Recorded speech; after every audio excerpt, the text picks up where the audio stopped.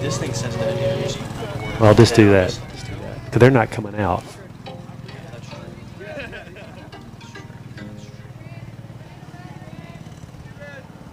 Actually, no, because we've got an announcement school there for 100. That's not on here. So Okay. I'll just do it like this, and then I can go through the lineup pretty fast because once everyone knows who's who.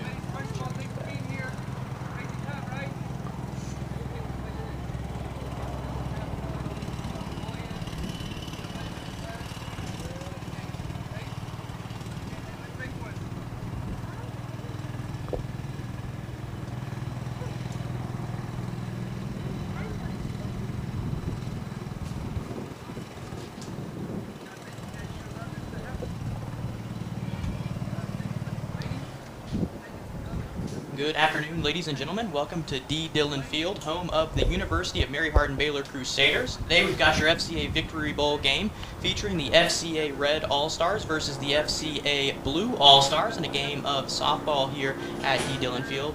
I'm Alex Crow here with Ben Johnson, and we'll go ahead and give you the lineups numerically first.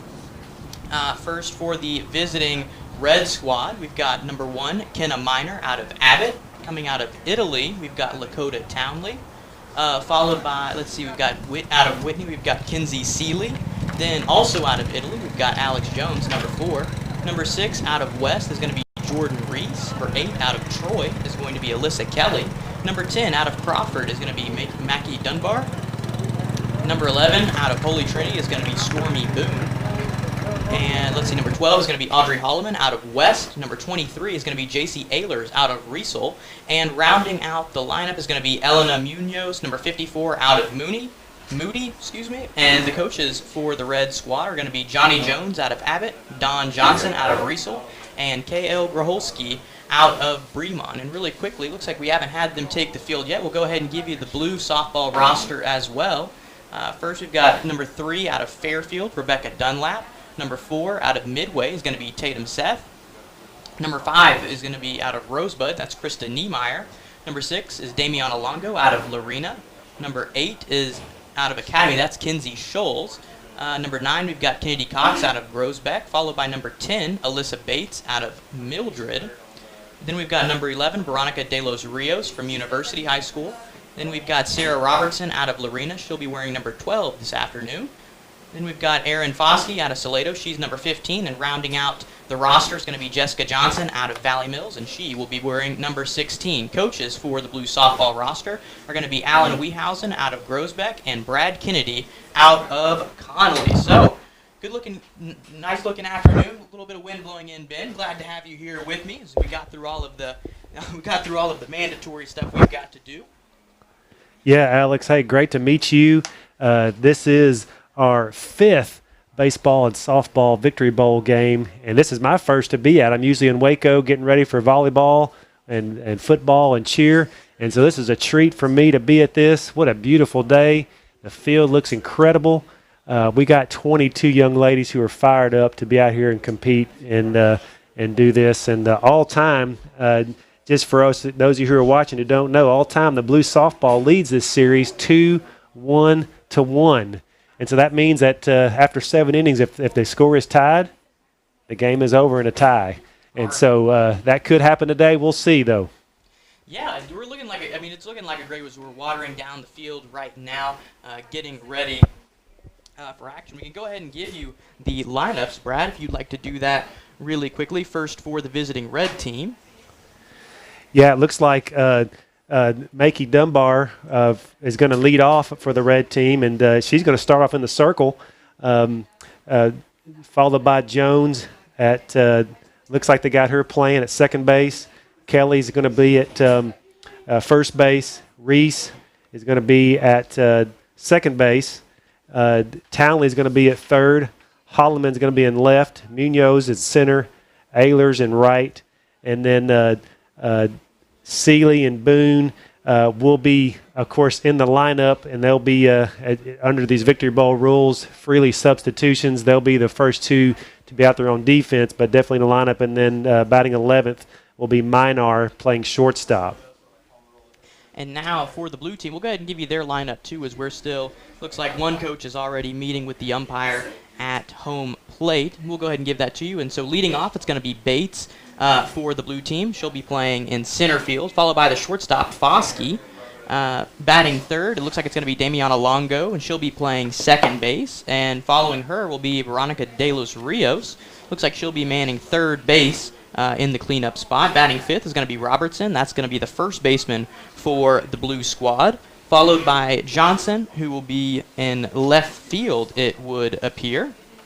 And then we're going to have back-to-back extra hitters here. As mentioned, we're going to be batting 11 this afternoon, so both Niemeyer and Dunlap will bat 7th and 8th respectively, and they will be your extra hitters to start off the game. Batting 9th is going to be Tatum Seth from Midway. She'll be in the circle, it looks like. Then batting 10th and wearing number 9 and also playing the 9 position in right field is going to be Kennedy Cox. And batting 11th and behind the plate for the blue team is going to be Kinsey Schultz.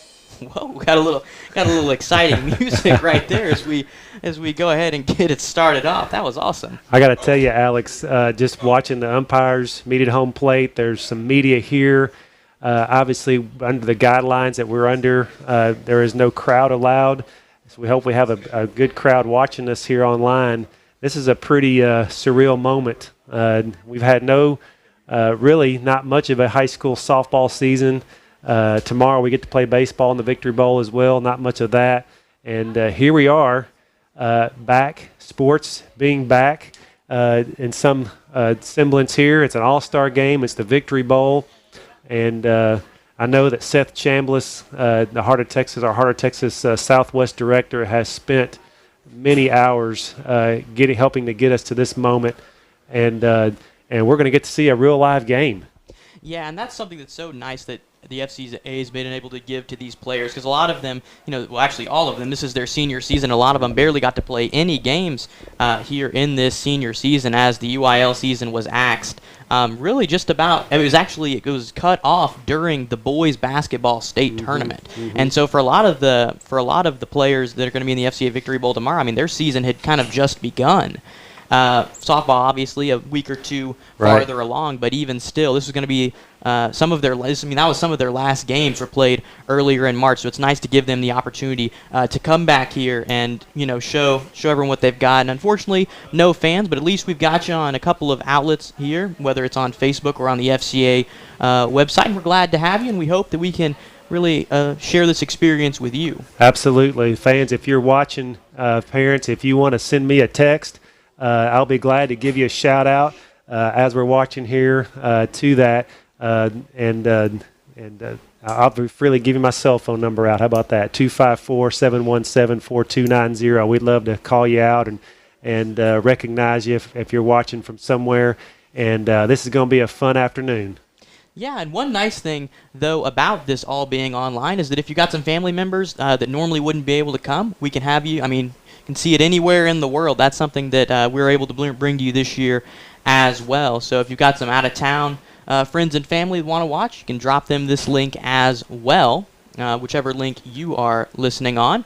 And we should be getting ready to go. Looks like both teams getting the meeting. The designated visiting team is going to be the Red Squad, and so they should be coming up first and getting ready for action. It looks like it's going to be Makey Dunbar leading off as soon as the blue team goes through their little pre-inning warm-ups. I'm going to tell you, that was decided. The home and visitors were decided yesterday on a Zoom call that we had with the coaches, and we flipped a coin, and Coach Wiehausen from Grossbeck called heads, and heads it was, and so they took home, and that's how we got home and visitors here today. Good old-fashioned coin flip. Yep, just like a lot of times it is in the playoffs with the old one-game playoff scenario. And so, Ben, while we're getting a little warm-up here, just talk to me about, what and why we've got the Victory Bowl going on. Well, this was a dream of mine about 12 years ago, just as my wife and I moved to the area, and we trying to engage with our 100 high schools in our region. How could we best connect and interact with them? And as we prayed and looked and talked to coaches and other media people, I really felt the Lord just making it clear that I should go spend some time in Abilene watching what they had started there. And so as we did, it was just pretty evident we needed to do this, and we came back, and it was overwhelming, and it's so clear that we should do this. And we started with football and cheer, and then we've gradually added volleyball, and now these two sports here about 5 years ago. Yes, and that's just great. Just to quickly go around the infield one more time, as we've got just a little bit of time, as we're about to have the little throwdown from Kinsey Scholes, who's behind the plate. As mentioned in the starting lineup, it's going to be Dunlap in the circle this afternoon. Or excuse me, it's going to be Tatum Seth in there. So she's going to be actually starting the game in the circle. Her battery mate is going to be Kinsey Scholes. Let's see. It looks like at first base we're going to have Robertson. Second base will be manned by Longo. Foskey, will be at shortstop, and De Los Rios rounds out the infield. Then your outfield from left to right going to be Johnson, Bates, and then rounded out by Kennedy Cox. And it looks like now we are ready for action. It's going to be Mackie Dunbar leading off. She is the opposing pitcher, so has an opportunity early in this Victory Bowl to give herself some insurance here. The first pitch is going to be low, bounced into the dirt. Mackie had quite a year last year with the Crawford Pirates, and no, they were looking to go back and repeat state champions, and very good player for Coach Allen and the Crawford Pirates. Looks like the second pitch is going to be in there for a strike. A little bit of a slow call there by the umpire, but I think I saw the bark of a strike. That one finds the inside corner. Nice looking pitch there by Seth.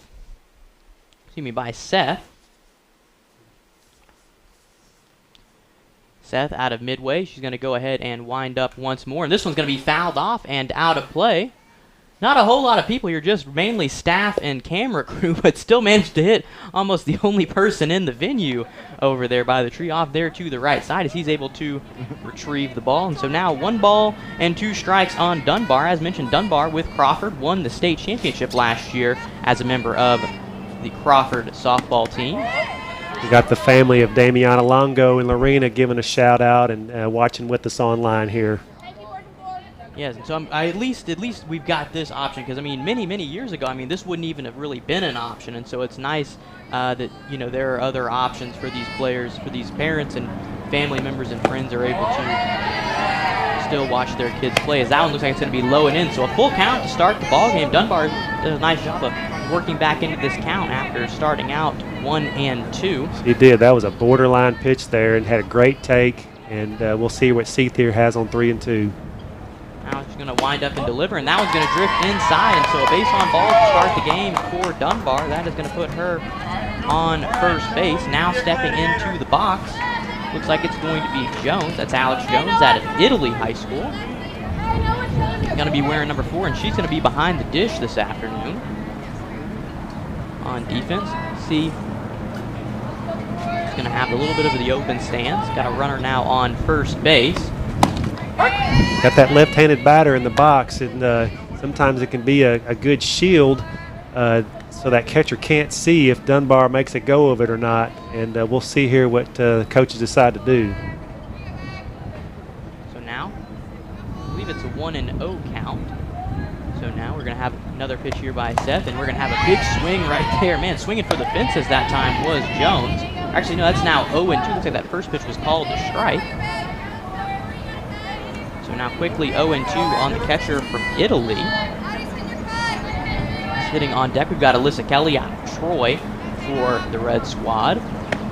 Now we're going to see a pitch high outside of the zone. Nice little take right there. I'm not sure I could have taken that one. That was kind of the old kryptonite back when I played baseball when I was really little. Always had a hard time laying off the high cheese. Got another shout out here for Alex, for Tatum on the mound from her family. They're watching with us, and proud to have her a part of this. Now Tatum with a favorable count. There she goes. Going to be a strikeout. First strikeout of the afternoon for Seth. And so Jones going to go down on strikes. That's going to bring up Alyssa Kelly. Runner still on first base. That's Dunbar. These girls were so excited when they showed up about an hour and a half ago, and can't imagine after they took some time to get loose and get in the bullpen how they're feeling. Now we're going to have a pitch flared out into center field, and that nice catch. Nice diving catch there by Aaron Foskey of the blue team out of Toledo. good-looking play right there. She was able to get the full extension to rob Alyssa Kelly of a base hit, so that's only going to be counted as a pop-out right there. But, man, what a web gem to start off the game. Not looking rusty at all. All-star play right there. Outstanding coverage, getting back there over her left shoulder and making that catch. The outfielder's playing her deep, so she had to get there to get that. So now with 2 outs, looks like it's going to be Jordan Reese at the plate. Reese out of West. Looks like she's going to be slapping out of the 4 spot. Takes a ball 1, but yep, she's going to definitely get that running start. That time ran halfway out to the pitcher's mound with that little take. Reese this afternoon is going to be playing second base. Seth now going to throw another one, and this one's going to be fouled straight back. Nice looking cut right there from Reese, but it's going to be fouled straight back. Right on that one, just a little bit under it would appear. That's normally the case when you foul one straight back. It's 1 ball and 1 strike, 2 outs. Still got Dunbar sitting on first base. See another pitch, and this one's going to be high. Good take again by Reese. Now, Ben, I've never been a slap hitter, obviously. I didn't really play softball, and I wasn't even a left-handed hitter in baseball. I have to imagine it's probably, you have to make such a quick decision in deciding to swing, because not only is that ball coming at you, you are also running towards the balls. We're going to see a bunt attempt right there by Reese. That's going to go foul down the left side. I've got to imagine you've got to have some really quick reflexes determining whether that ball's a ball or a strike, as it's now 2 balls and 2 strikes. Absolutely, and you see how close the third baseman's playing in. All she's hoping to do is just make contact out towards the shortstop or right out in front of home plate and beat it to first. Now we're going to see, looks like that might have been a little off-speed pitch that time from Seth as it drifts low and away. Another 3-2 count. This time it's for Reese. Standing on deck is going to be Lakota Townley. Should it get that far. 3 balls and 2 strikes. And we're going to have a pitch again flared out into center field. And we're going to have a diving play by Bates to close out the inning. Man, a couple of web gems here as Seth was able to get around to first inning leadoff walk, but in a couple of nice plays from the defense sends us into the middle of the first inning, still scoreless, 0-0. What an outstanding catch. Maybe these girls have been playing and we haven't been seeing it. I don't know, but it sure looked like the defense, by all means, they were on their toes, and great coverage out there in the outfield to catch that ball and help her pitcher out and give them some momentum here. Now let's see what the red team does as they come out here. We'll have Dunbar in the circle, and we'll see what the blue team can do at the plate. See if they can get anything going. There was no runs on no hits, 1 walk and 1, of course, left on base. That was Dunbar. And now, as you mentioned, it's going to be Dunbar taking the circle. And the battery mate, it looks like it's going to be Jones. They go ahead and fill in both out of the lineup. In the field, we've got Dunbar in the circle. Looks like just to give you around the infield quickly. Look at Kelly at first base, Reese at second, Townley at third. And then, let's see, at shortstop, we've got Kenna Minor. And then in the outfield from left to right, it looks like it's going to be Holloman, Munoz, and Taylor to round out the lineup. Looks like now he's got officially had to go back and get a face mask to Dunbar. She is working on that and will be throwing, as mentioned, to Alex Jones. Got a pair of Italy Gladiators in the ball game this afternoon, as we also have Lakota Townley, also from Italy. She'll be playing third base this afternoon. First 3 up for the blue squad. It's going to be Bates, Foskey, and Longo. So two of the 3 players that made outs, and flashy outs at that, are going to be leading off for the blue squad. Gotta like that if you're a blue team. You've made a couple good plays in the field, and here you come up to do something with the bat. You got your blood flowing. If there's any nerves at all, those are gone, and now you can just focus on putting the bat on the ball and seeing what happens. Yes, it's always nice to get a little momentum going. You know, coming from the field, you just make a nice play, and you've got an opportunity to really capitalize on that. And so it's going to be critical for Dunbar to see if she can try and shut that down, because that's all it takes to get going in a game like this. Because, again, a lot of these people haven't been playing at least organized games at the very least. I mean, obviously, it looks like they've definitely been practicing. A lot of these ladies going to be continuing their softball careers at other in college as well. So they've still been keeping the rust off, but would be nice to get a little shutdown inning here for Dunbar, not allow them to capitalize them on the momentum of both of the diving catches. Let me remind our viewers watching, if you want to give a shout out to your daughter, or if it's your sister or somebody related to you that's playing here today, just send me a text, 254-717-4290, and we'd love to call their name out or recognize you in that. And proud of these ladies. We've got 22 of them here today, and they are so excited and fired up to be here. And we're just blessed to get to this point, to be able to play this game and then to be able to show it live like this. And what a treat. And it looks like now we are ready for action. Stepping into the box, it is going to be Bates, Alyssa Bates, who again made the last out of the last inning with a nice diving catch out of center field. Looks like she'll be slapping as well, and takes a fastball high and away right there. So that's going to be ball one to start off the afternoon for Mackie Dunbar.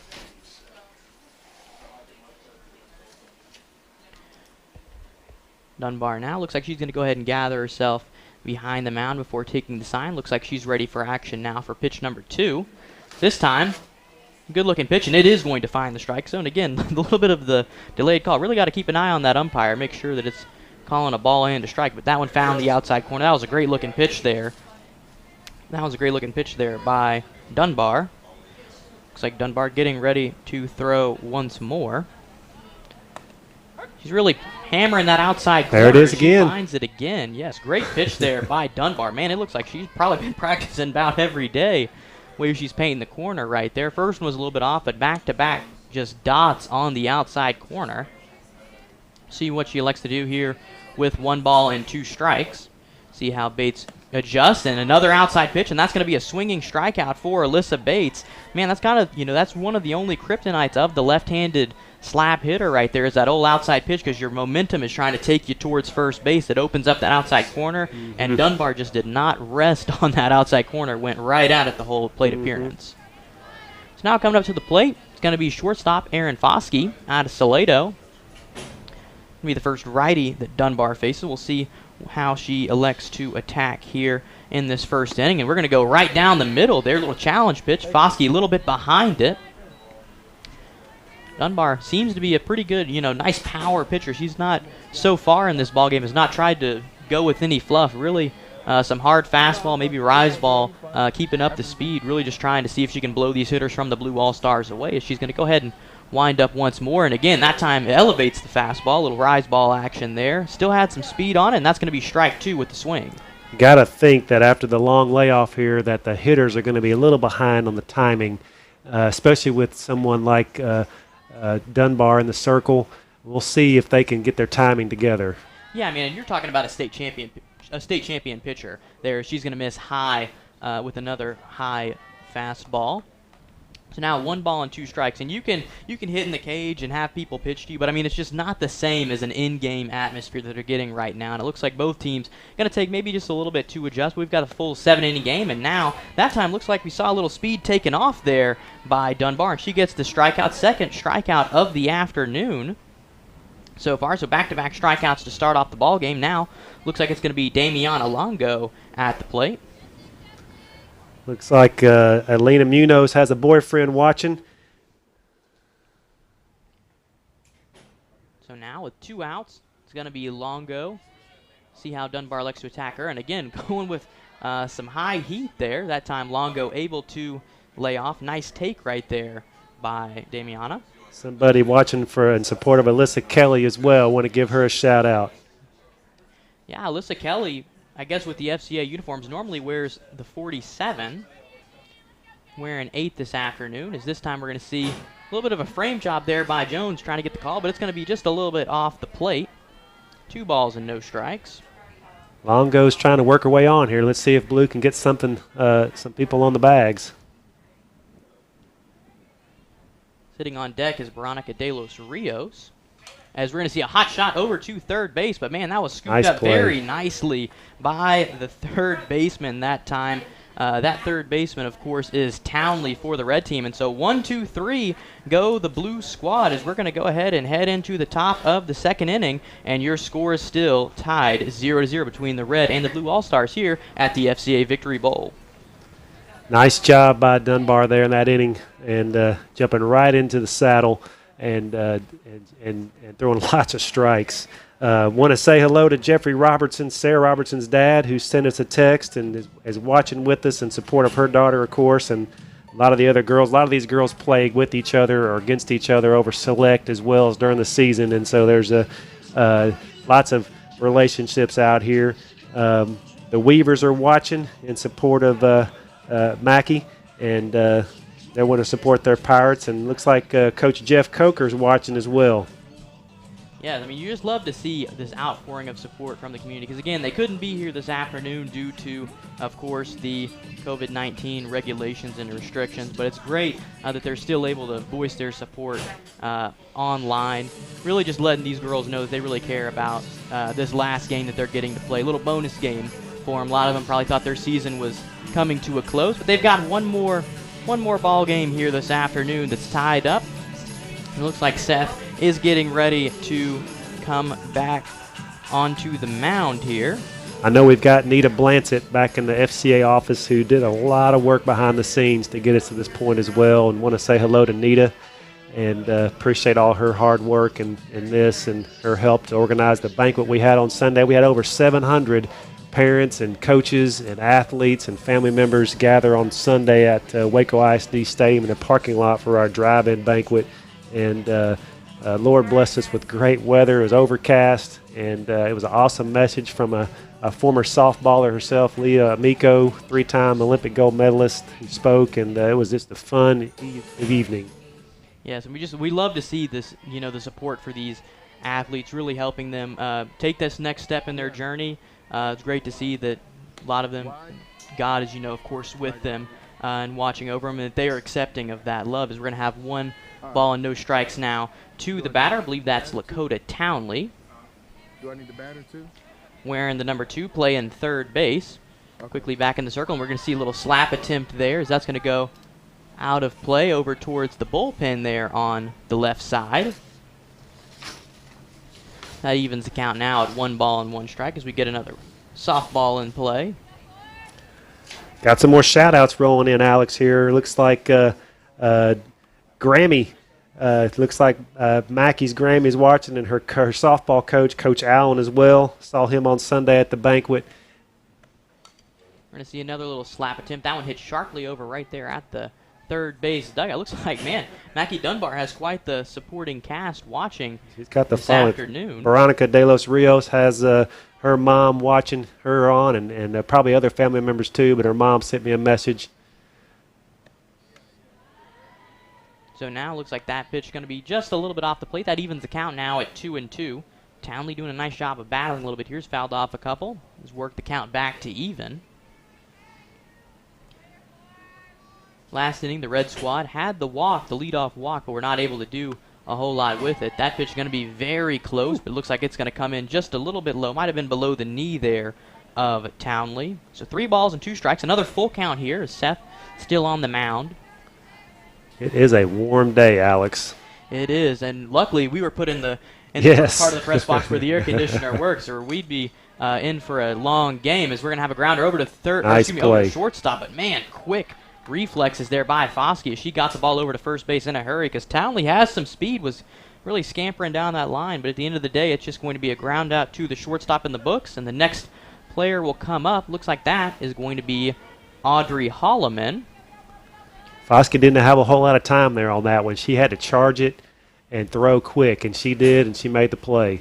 Well, that is really one of the themes and one of the biggest separators between softball and baseball. As softball, it's just, because it's only the 60-foot bases, we're going to see strike 1 thrown as that was taken by the batter Holloman. It's a lot of that. You really got to rush, especially with those left-handed batters that are already getting their start running before they've even hit the ball over to first base. Mm-hmm. No balls, 1 strike, 1 out. We're going to see a bunt attempt, and Holloman not able to make contact right there. So quickly, no balls and 2 strikes on the left fielder out of West, Texas. That's West, Texas. More Mackey Dunbar fan club texting in here, Alex. Looks like Shelly and Brian Dunbar.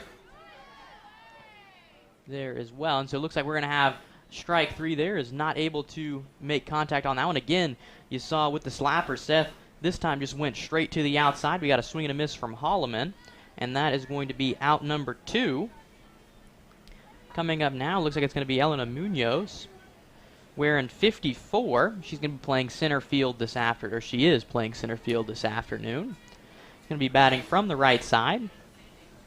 Munoz out of Moody. Going to take a pitch. That looks like just off the inside corner. Good looking pitch right there. That sure was. By Tatum Seth. Looks like, again, we're a little bit over to the right side. Must have been a little bit more off the plate than it looked here. Schultz did a nice job of trying to frame that one up from behind the plate.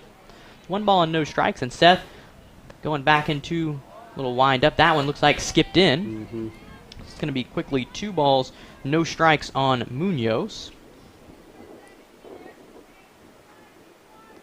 Another Mackey Dunbar fan club. AJ is watching and rooting for, along with the cheer coach at Crawford, Coach Angie Slaughter, and glad to have them watching. Now, after a nice quick 2 outs for Tatum Seth, looks like she's fallen behind 3-0 now to Elena Munoz. See if she's able to come back and get her here. Looks like that one's going to be off the plate. Ooh. Oh, no, that's going to be actually the late strike call right there. Got to take a breather there before. You never know, huh? No kidding. Because that one, I mean, usually that time his head was kind of turned away from us, so I couldn't hear him bark out the strike before he gave the signal right there. That was a nice inside corner pitch from Seth. We'll see where she goes now. This one's going to be flared up to the pitcher. And a 1-2-3 inning is secured there by Seth as she puts it out herself. So going into the bottom half of the second inning, your score is still red team 0 and blue team 0. Looks like we got Alyssa Bates, grandma, Mimi, who's watching in, cheering for her. Alyssa's number 10 on the blue. And Kenna Minar, her mom and dad, pulling for her. And appreciate you guys tuning in. And let's see here. Shout out to Alex Jones and Lakota Townley from Italy, from their coach, Coach Tina Richards. Coach, thanks for tuning in and being a part of this and coaching those young ladies. And looks like Sarah Robertson's grandfather and grandmother are watching with us. Hello to you guys. And Alex Jones's mom and dad are with us as well. Hello to you guys. Coach Terry Crawford out there in Abbott is joining us. He's got not only a player from out there in Abbott, but also their softball coach, Coach Johnny Jones, is coaching in the game, and happy to have him. Of course, because again, you've got to find, of course, in these All-Star games, you've got to find some people who can take the time out of their, out of their busy lives. Although maybe not as busy right now during all of this COVID-19 madness, but they were able to come out, and they're of course a big part of this as well. A lot of these players, or excuse me, a lot of these coaches, they're kind of they're a big influence on the players' lives. Looks like Aaron Foskey's mom and brothers are watching. They got to be proud seeing that first 2 innings of the plays that she's turned in at shortstop. Man, she has done an outstanding job of keeping the red team off the base and playing defense behind her pitcher. And looks like Alyssa Kelly from Troy, her favorite freshman Ariel, is watching. Yes, the favorite freshman right there. Love that. That's the fun thing about having all of these having all these shout outs. You get a little of the personality into it. Yes. As well. Love it. All these players who are getting to watch their friends, not only just their family, but a lot of these people. I mean, they're leaving behind, of course, their teams, and so their teammates maybe seeing them play some softball for the last time they're going to see here. And it looks like we've got a substitution now. As for the red teams, it looks like Stormy Boone is going to check in, and she's going to be playing first base.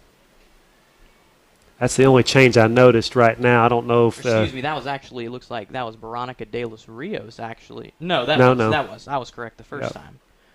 De Los Rios is at the plate here. That's right. She just took a big cut right there. Strike one, as she wasn't able to make contact with it. Comes from a University High program who's had some really good players and has a really good Little League system that feeds into there. I know over the years just even a couple of years ago, they had that Lake Air softball team that went on to win the World Series, and a number of those girls are zoned to go into that school. And, man, that's just got to make, as a high school coach, that's just got to make you so excited that your community is really investing into the sport that you coach, and that you've got such a great pipeline, all the way from just the Little League to just all the way to high schools. We're going to see strike number 2 is now 1 ball and 2 strikes on De Los Rios.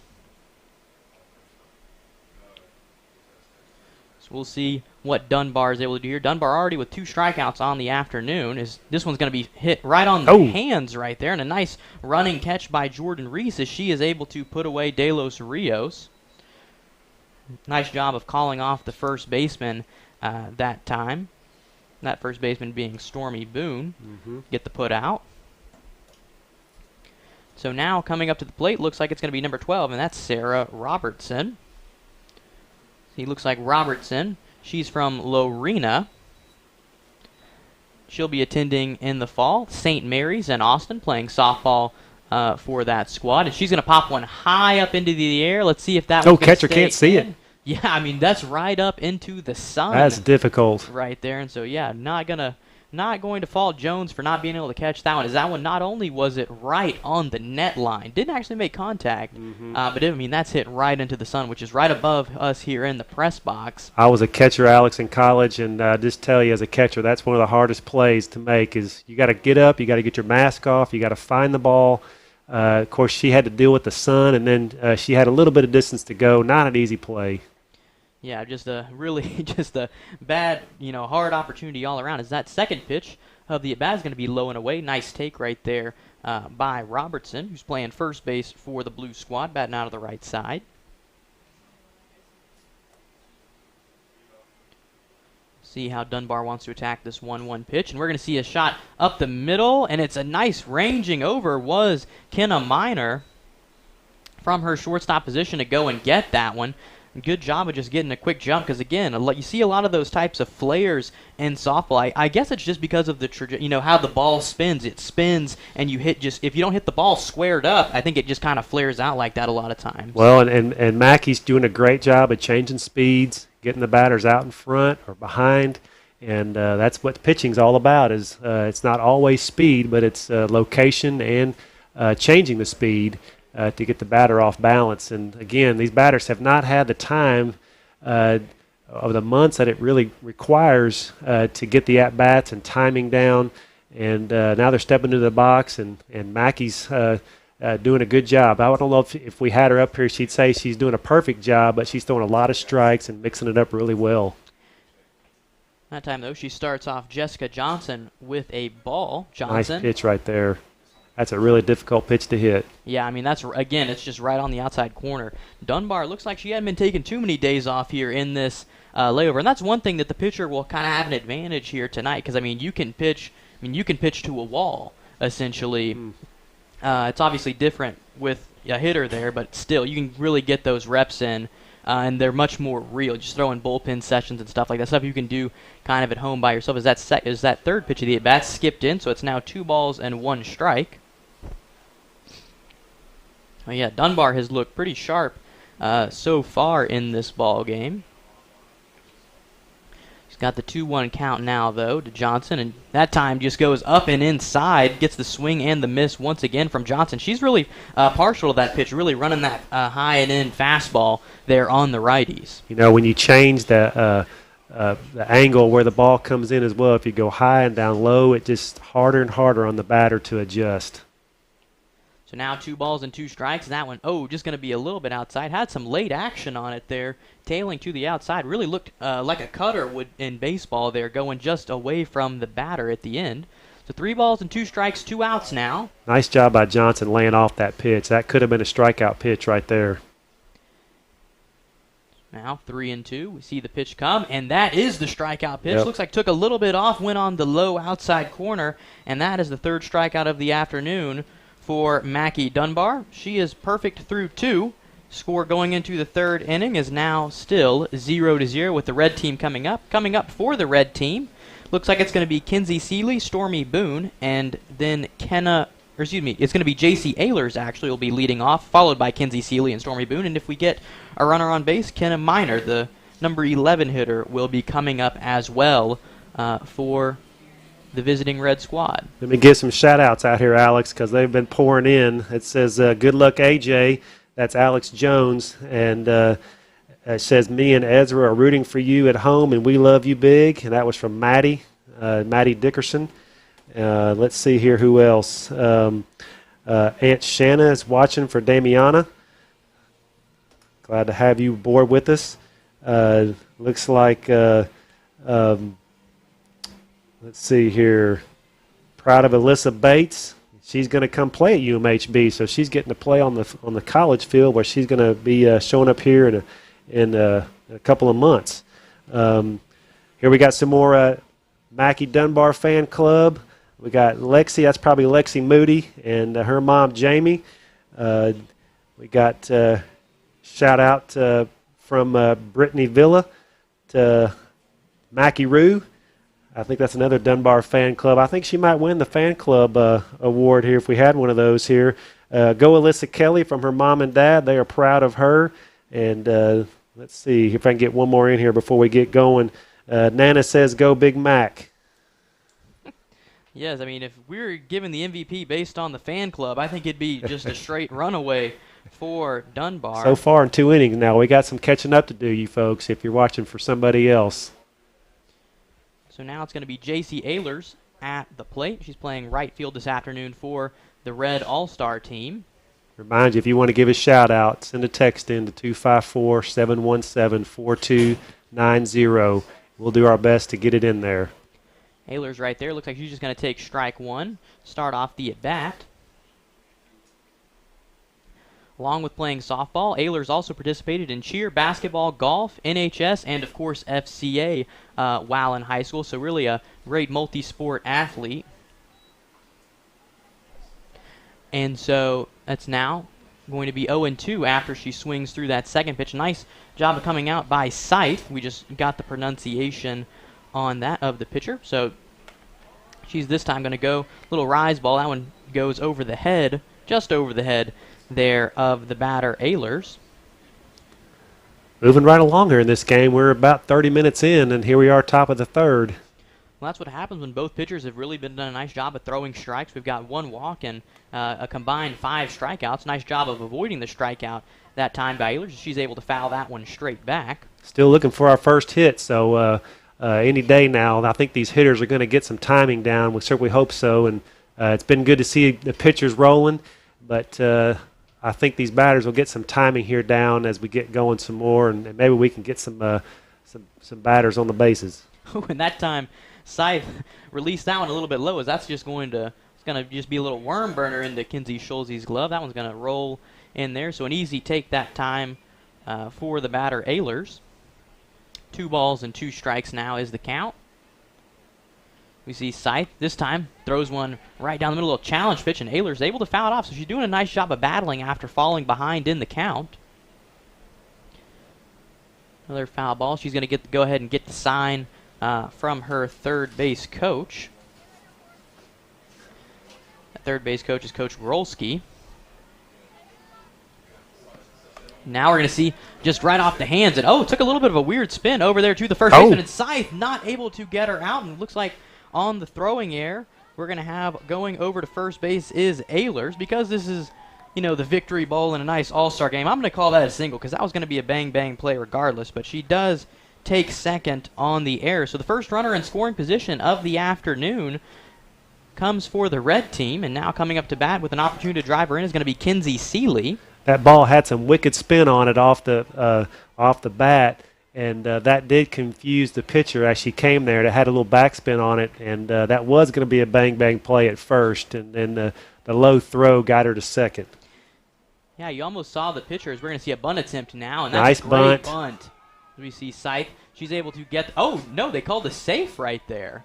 Oh, man, that was another bang-bang play, but they're going to say that Seeley was able to beat that out. Of course, we've only got the 2 umpire crew there. Umpire was, not in great position, obviously, with the runner on second. He's over there more towards the shortstop area, but he called safe. So now runners on the corners.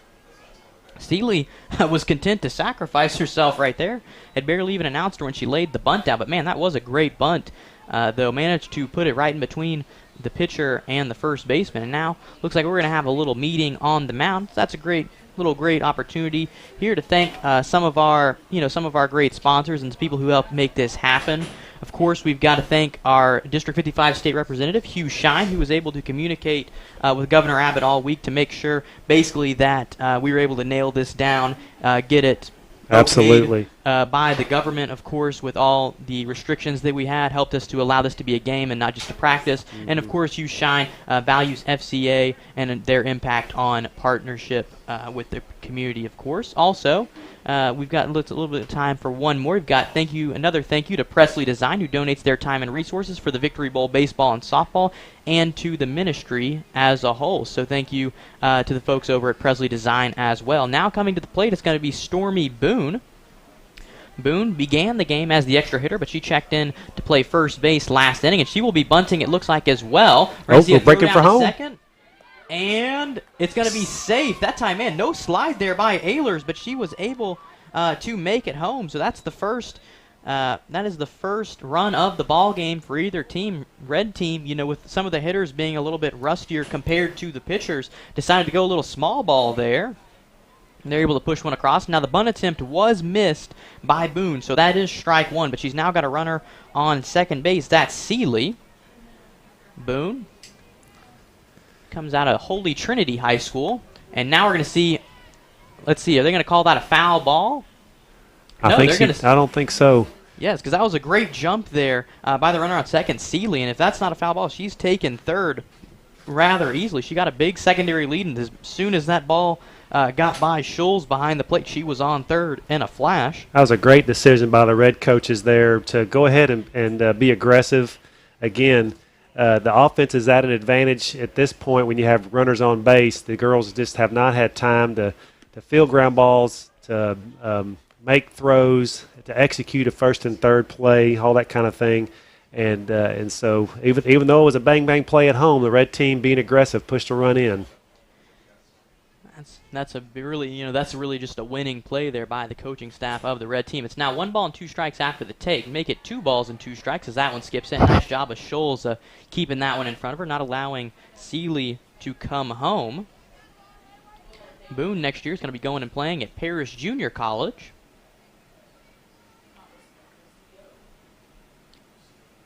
So now she's got the 2-2 count. Scythe. Oh, man. Nice hit right there. Right through the 3-4 hole. Man, we saw a throw coming in from Kennedy Cox. Tried to throw her out at first base, but that time Boone able to beat it out. Man, that's probably the most solid contact we've had all game, and that's an RBI for Stormy Boone. It's the first run batted in of the ball game. We're calling that 3 singles in a row, though, really, if you talk about the one off the bat that had this kind of awkward spin off the end of it, then the bunt that turned into a hit, and then that sharp single right there to the outfield. So the batters are getting the bat on the ball now.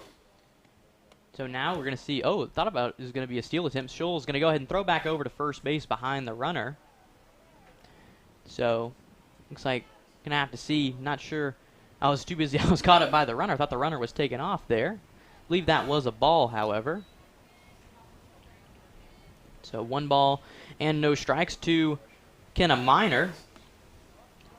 Miner, the shortstop, is going to take ball 2 inside. So 2 balls and no strikes. Miner rounding out the lineup here for the Red All-Stars. It's going to roll back up to the top with Dunbar, who is on deck.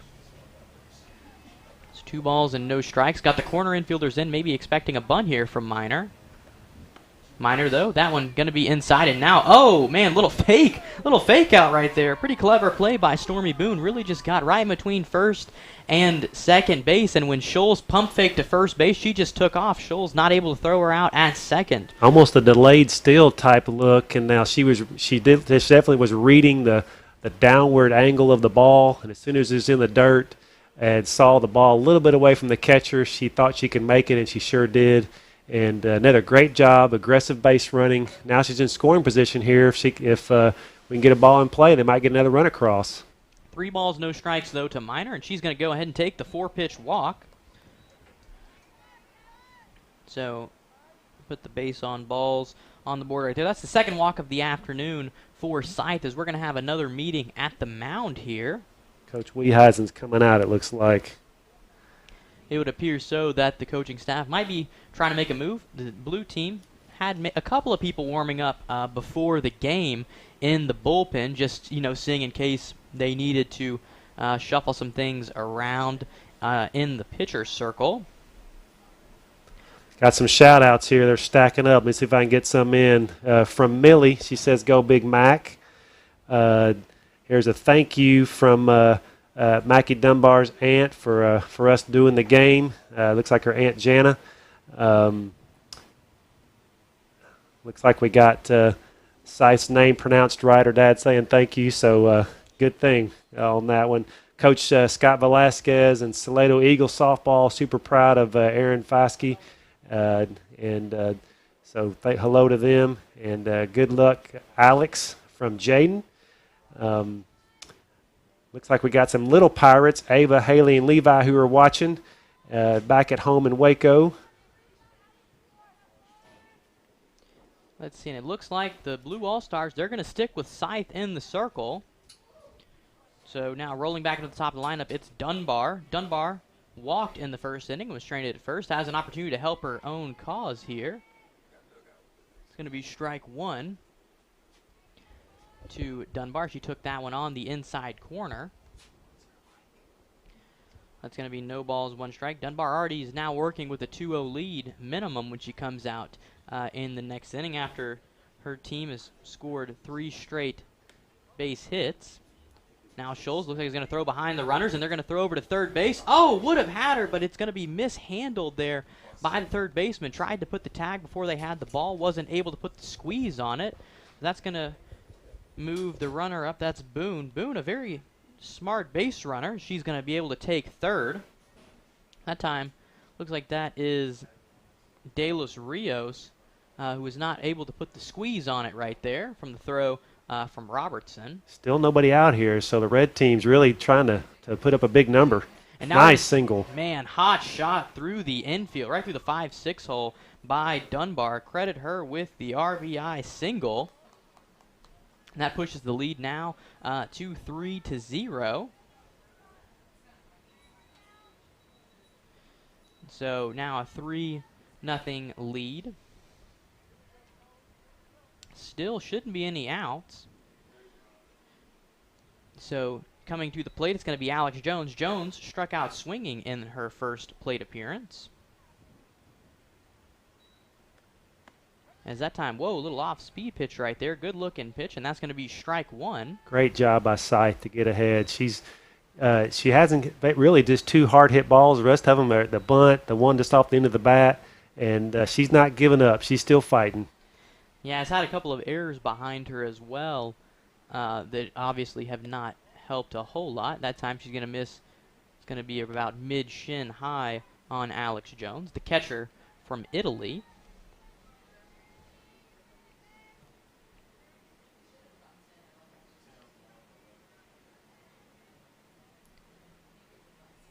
So now, back in the circle and ready to go is Scythe, and this time she gets the swing and the miss there from Jones. That we got a rundown. And yep, threw behind her. That's again, Scholes has thrown behind the runner a couple of times.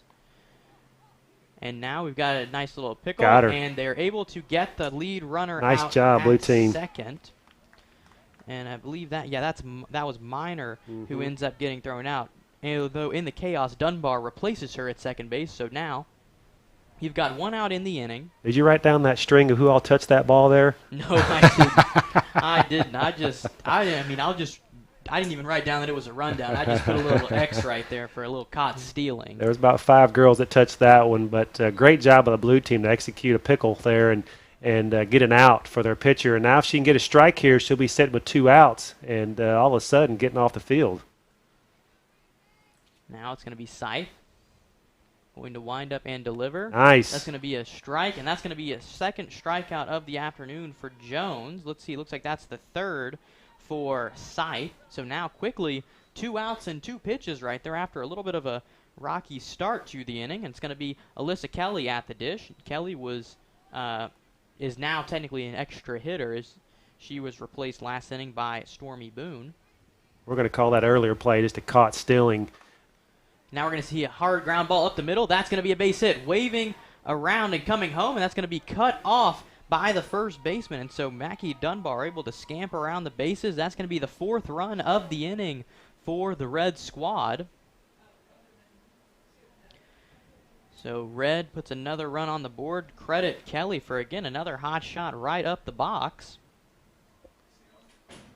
Nice single there, 2 outs, right up the middle. Thought it might be a play at the plate, and the first baseman cut it off, maybe thinking she could get that runner at first in a rundown.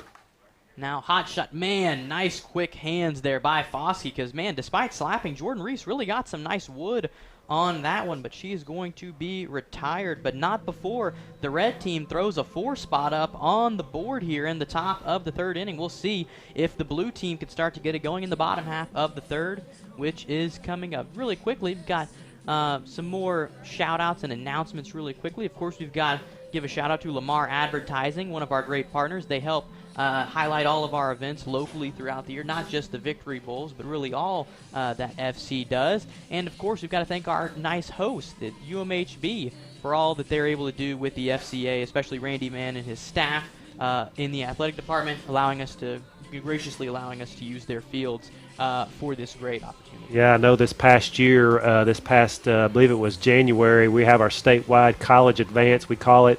There's about 500 athletes from across the state of Texas that come, and Mary Hardin Baylor had one of the biggest groups of athletes there of all you're talking about Texas and Baylor and Texas Tech and TCU and Hardin Simmons and Mary Hardin Baylor and probably about 30 or 40 colleges. UMHB had about 30 athletes come, and Seth and his staff did a great job of getting those kids apart. And so we're blessed to have someone like Coach Randy Mann, supportive of the FCA ministry here. A couple more shout-outs to give. Says, way to go, number 23, J.C. Ehlers, love you, Nana and Pawpaw Gannett. Hope I said that right.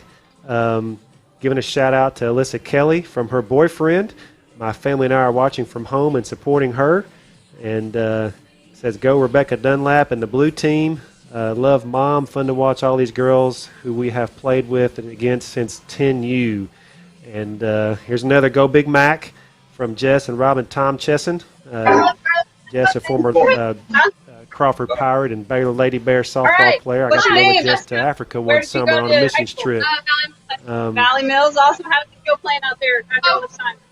But it's rough because we haven't played so long. Awesome, awesome. So what's your plan for next year? Sam Houston State. Sam Houston, nice, nice. What are they, Cougs? Bearcats, sorry, my bad. Go Bearcats. All right, thank you. What about you guys? My name's Demiana, and I'm playing softball for Vernon College next year. Awesome. We're in high school. Marina, very good. I'm Sarah, and I went to Green High School as well, and I'm playing for St. Mary's. Nice. Oh, I'm Kendra Schultz. I'm with the Academy, and I'm playing softball at SAGU. I'm Aaron Foskey, and I went to Toledo, and I'm playing softball. Cool. Awesome. Thanks. Back to the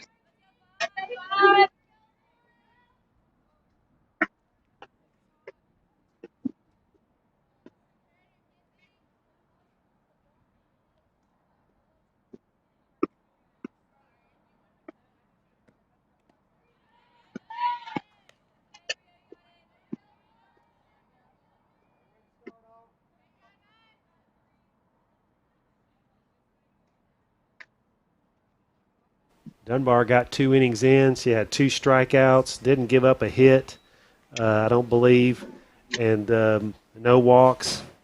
Faced the minimum, faced 6 batters. Looks like Alyssa Kelly's also checked back into first base. That's just what we can see here. Again, we've got the free substitutions and the Victory Bowl. Yeah, they don't give us any kind of notice, so sorry, Mom and Dad, if we don't call them out when they go in. We'll do our best to try to spot them. Whoa, that one going to be a little bit high and inside there, getting a little close to Niemeyer, but she's able to take that one and really just get out of the way of that one. No sense in, normally in a normal game, you'd probably want to try and wear that one, but in an all-star game like this, might want to get out of the way. Yeah, 3-1 here. Let's see if she can get on the bags. And, man, that was a good-looking pitch. Again, had that little bit of cut fastball movement at the end, going away from the hitter, finds the heart of the plate. So full count now to Niemeyer out of Rosebud Lot, I believe. And she's going to take strike 3. Going to ring her up there on the outside corner. Good-looking pitch by Seeley. She's going to pick up where Dunbar left off. That's the 4th strikeout in total for the Red pitching staff. First, that's going to be the first for Seeley in her first batter faced. Outstanding pitch right there, right on the outside corner. She's really throwing that one in there. She's bringing the heat, is Seeley. That one's going to tail just a little bit off of the plate to the outside, as it's now, I believe, Rebecca Dunlap at the plate. She is working that outside corner. She's trying hard. Those 2 right there were really close. Umpire didn't give them to her, so good job on Dunlap to be patient and try to make her bring it a little bit closer so she can put a bat on it. This time she goes more inside, and we're going to see the strike called right there. That's what That's what happens when you've got a pitcher who's kind of whose movement on the ball just kind of goes over the plate, kind of going from the right side of the plate to the left side. Going to trail back over, even though it started on the inside. That one almost the same story, but looks like it was a little bit low and inside. So 3 balls, 1 strike now. Seeley can try and come back against Dunlap. 3 balls, 1 strike, and man, that time Dunlap chases one off the plate. That would have been ball 4, but again, started on the outside corner and just tails right off. Tough to lay off. It looked good when it came out of her hand, but it ended up moving away. And this time we're gonna have a little tapper up to the pitcher Seeley, and man, there we much go. like we saw last inning, little starting off with a little kind of a little screwballish type single right there. Almost like a swinging bunt, but hey, we'll take it. Dunlap will certainly take it. The blue team will, and let's see if they can get some balls out in the outfield, or get the red team on their heels. Maybe they can be a little aggressive on the base pass here, and see if they can get a few runs back. So now at the plate, it's going to be the pitcher Tatum Scythe trying to help her own cause right here. See that she's going to take one low and away from Seeley.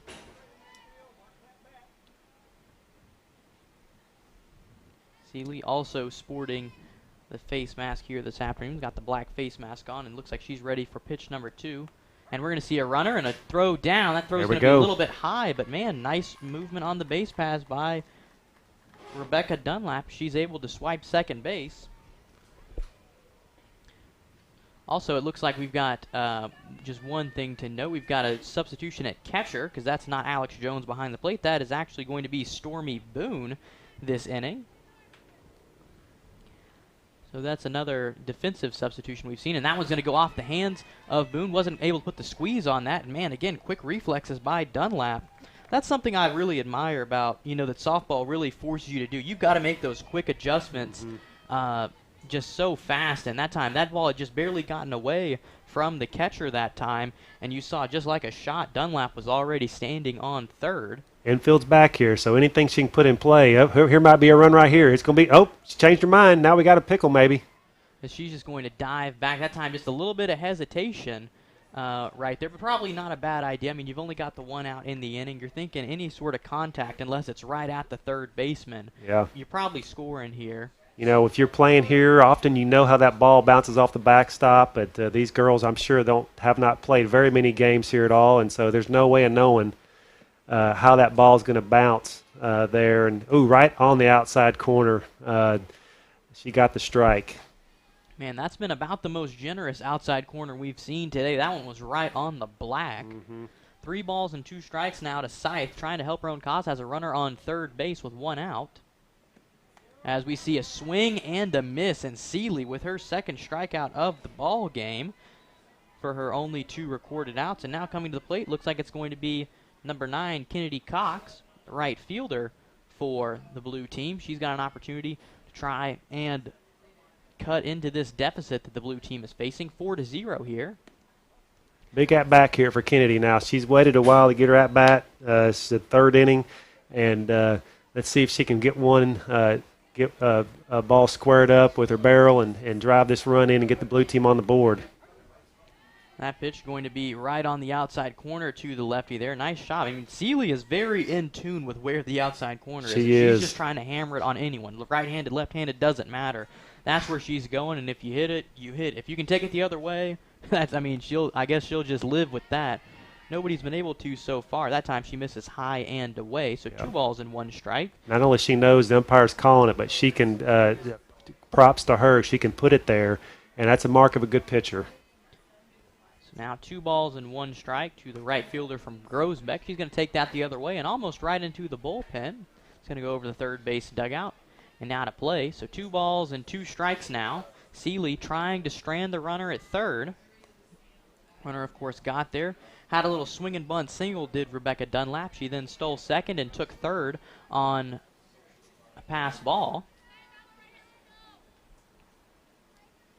Now we've got the 2 ball, 2 strike count here. Cox going to need to shorten up and see what she can do. This time, a little off-speed pitch. That falls low and away. 3 balls and 2 strikes. Seeley, no stranger to that, though. I think all of her at-bats so far this inning have gone just about to a 3-2. She's really been pretty working close deep into the count. Yeah. So 3 balls, 2 strikes, and that ball's going to be nice job. Foul. Man, that was going to be right on the corner. Yep, Cox had to swing, and that's about the only thing she could have done with that unless she was standing on top of home plate. Mm-hmm.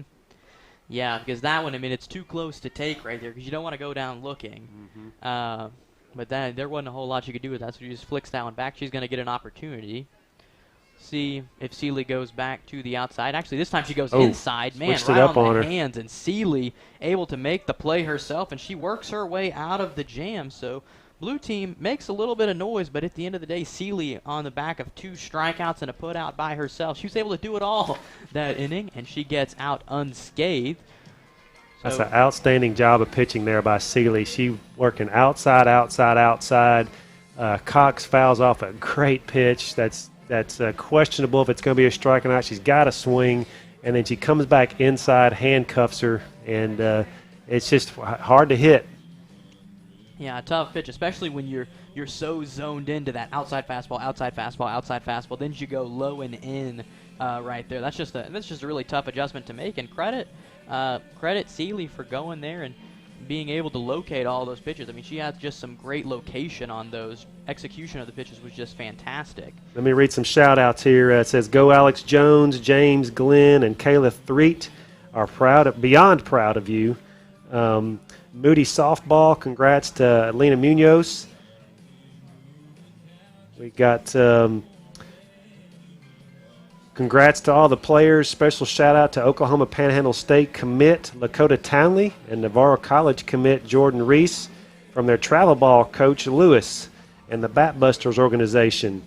And then Coach Lewis gives a little extra info. De Los Rios and Reese are 2019 Little League World Series senior champions. Senior League World Champions, Coach says. Thanks for that note, Coach. Looks like the Chatham family wants to say kick behind to Lena Munoz and the Moody Bearcat Forever squad with a bunch of heart emojis on there. And let's go Bug, number 23. Way to hustle around those bases, says Dad. Shout out to Lakota and Alex for playing hard today in this tough Texas heat. Have fun, says Coach Reeves. Go Sarah Robertson from Tina and from her cousins in Dallas. They're watching all the way from Dallas. How about good luck, Lakota and Alex? I'm proud of y'all. Way to represent Italy, says Reagan Jones.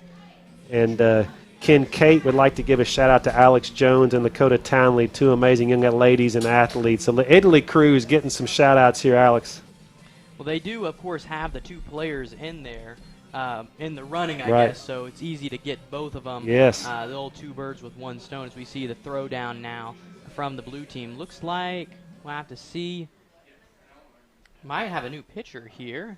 As I believe we do, it's going to be Rebecca Dunlap in the circle now. So Tatum Scythe going to check out of the circle here, at least for now. Could be brought back later. Again, we've got the free substitution, so we won't say her day is over in the circle. However, right now it's going to be Dunlap. Dunlap was the other girl I saw warming up earlier in the bullpen. Dunlap's out of Fairfield, and they, of course, I'm not sure, maybe someone who's watching, sorry I don't know this, but of course Fairfield Lady Eagles won the state championship in basketball right before a lot of the shutdown happened. I'm not sure if she was part of that squad or not, but know that Lady Eagles, the basketball team, had an outstanding basketball season to finish and win state, and here she is in the circle. Yeah, really just a great program top to bottom on the girls' side with Fairfield. Again, of course, producing softball players like this. So she's going to go ahead and take ball 1. It's now Townley. Townley at the plate. She's going to take ball 2 as that one's going to be high. Townley out of Italy. Those of you who are watching, you can't see the scoreboard. We will tell you it is 4-0, red team. And no, I got a text about that. Sorry, we're not. If you missed that, we're in the top of the 4th, and the red team got 4 runs in the top of the 3rd on looks like 5 hits and a couple of errors. Lots of aggressive base running here, and about halfway through this one, it's a little warm, but sure is exciting to be a part of this and have some real live action for the first time in months. Yeah, just to recap the scoring, of course, the first run of that inning scored on a a wild pitch. Mm-hmm. That was how the first run came in after a little bit of a little swinging bunt single, then an actual bunt single, followed by a nice little sharp shot. That was what drove in the second run. That was Dunbar who drove that in. We're going to see a walk issued now to Townley and her second plate appearance. That brings up Audrey Holloman. And then after that first run scored, we had RBIs by Stormy Boone, Mackie Dunbar, and Alyssa Kelly rounding it out before they were retired in that ball game. Now it looks like it's going to be Audrey Holloman coming up. Along with playing softball, looks like she was also a cheerleader and involved with the Key Club, NHS, and UIL Academics over at West. First pitch is going to be taken. I want to remind you all watching that we'll be right back here at Mary Hardin Baylor tomorrow at the same time at the field right behind us for the All-Star Baseball game. Of course, looking forward to that as well. Always fun to have the Victory Bowl action here, and in back-to-back days as well. We're going to see a little throw behind that time.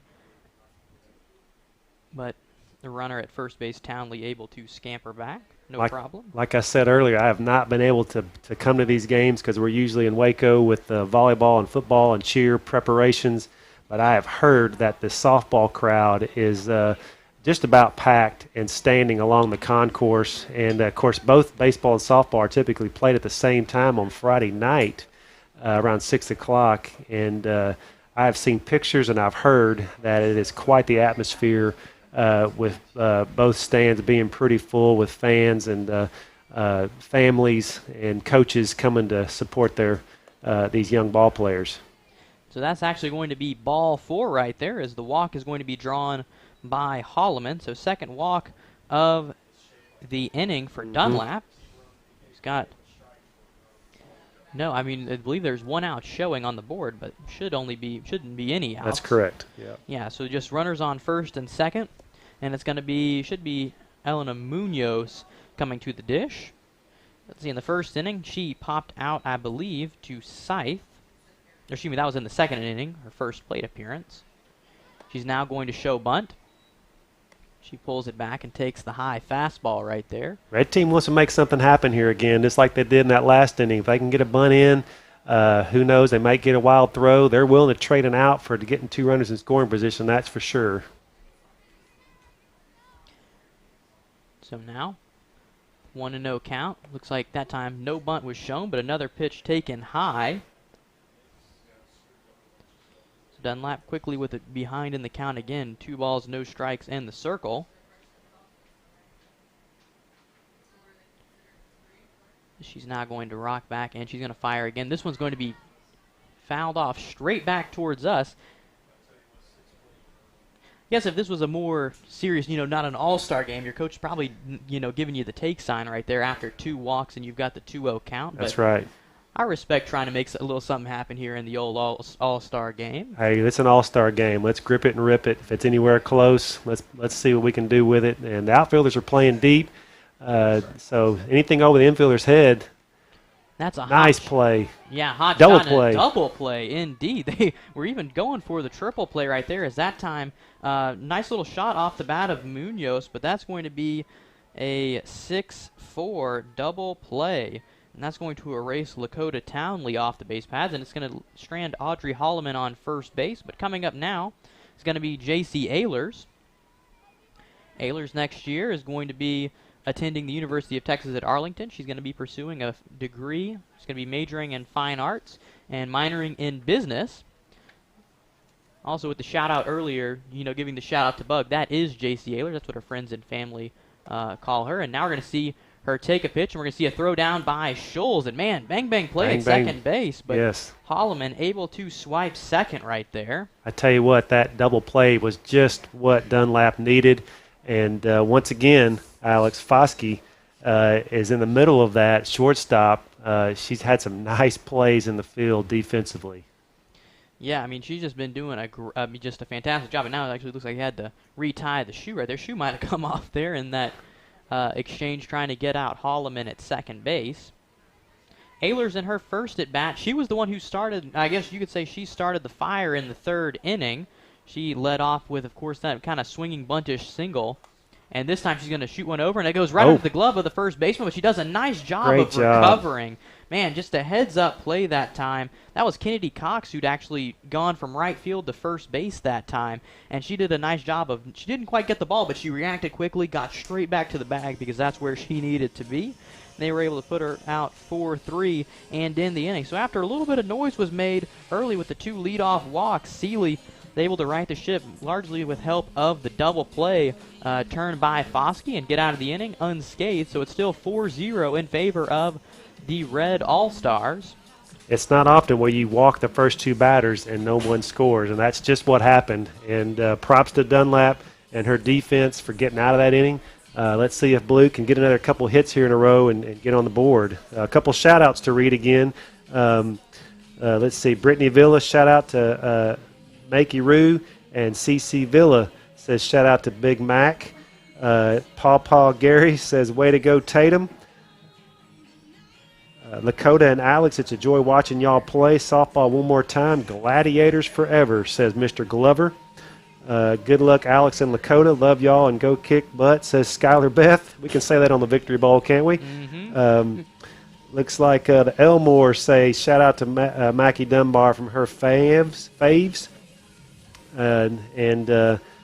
Lissa Kelly, looking good girl. Mimi, Poppy, Carol, TK, Christy, Michelle, Haley. This is the whole family and then some right here. Kazan, Dylan, Ashley, Jace, Ryan, Reagan, Kinsley, Kevin. We love you and we love softball. And congratulations, Alina Munoz from your Troy fan.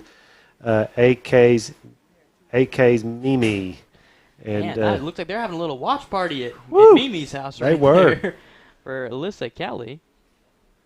Coming up now, it looks like for the Blue Squad, it's still going to be Seeley in the circle for the Red team. Coming up and leading off is going to be the 11 batter. That's going to be the catcher, Kinsey Scholes. Kinsey will be continuing her softball career at Southern Assembly of God University, and she's going to be majoring in education. All right. Up there for the Lions. Looks like the Cooper is watching from the combine, so he shout out to Mackey, he says. I guess the combine's got Wi-Fi. I guess so. Right there, again, right back to the outside corner goes Seeley, and Scholes going to take a big swing right through that pitch. Strike one. Seeley's done a nice job since coming in last inning, had the two strikeouts and put one out herself. That time looks like it's just going to miss off the plate, evens the count at 1 ball and 1 strike. This is what you want here now. You want the blue team, if you're cheering for the blue team, to communicate to one another that, hey, she is living on the outside corner. And if they got to make that adjustment here to see if they can take that thing to the right field or the opposite field, wherever they are in the batter's box. There was a little flare out to the right side for the first out of the inning. Again, it's outside. It's coming, and let's see if they can make an adjustment. That was Alyssa Kelly, who's, man, she's been moving all over. She's been the extra hitter. She's been at first base and now has moved over to second base, and the ball keeps finding her. We keep calling her name, so she's over at second base now for the Red Squad. Coming to the plate now, it's back up to the top of the lineup. It's Alyssa Bates at the plate. Looks like she's going to take strike one. That time, Seeley goes on the inside corner. Bates was attacked pretty aggressively by Mackie Dunbar on the outside in her first place appearance. Bates, a slapper. They did a really nice job of trying to neutralize that. Slapper from Mildred. That time they go back outside, but it's going to be just a little bit off the plate. No, he called it a strike, though. Now. That was a little of a late call.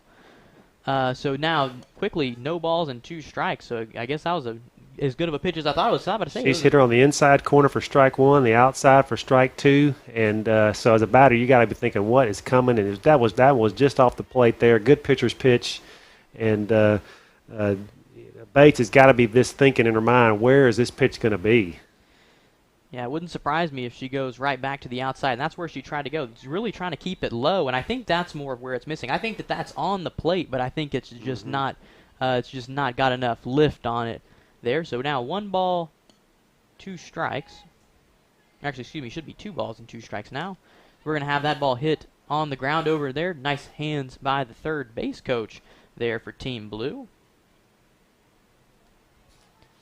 I think that might be Coach Johnny Jones over there, as he's wearing blue. No, that's Coach Kennedy from Conley. Oh, he's not even on my. Oh, he is on my roster. I was looking at the red roster right there. That's why I'm trying to find a coach that school colors are blue. That one's going to be bounced in there.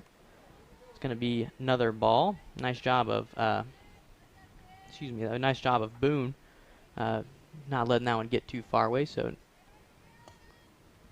Nice job by Bates here battling. Let's see if she can keep it going. A nice job, and this time he's going to foul another one off. That one's going to go, looked like right into the bullpen over there. She's making the pitcher work, doing a great job, and she's keep battling. Maybe she can get something over the plate that she can drive.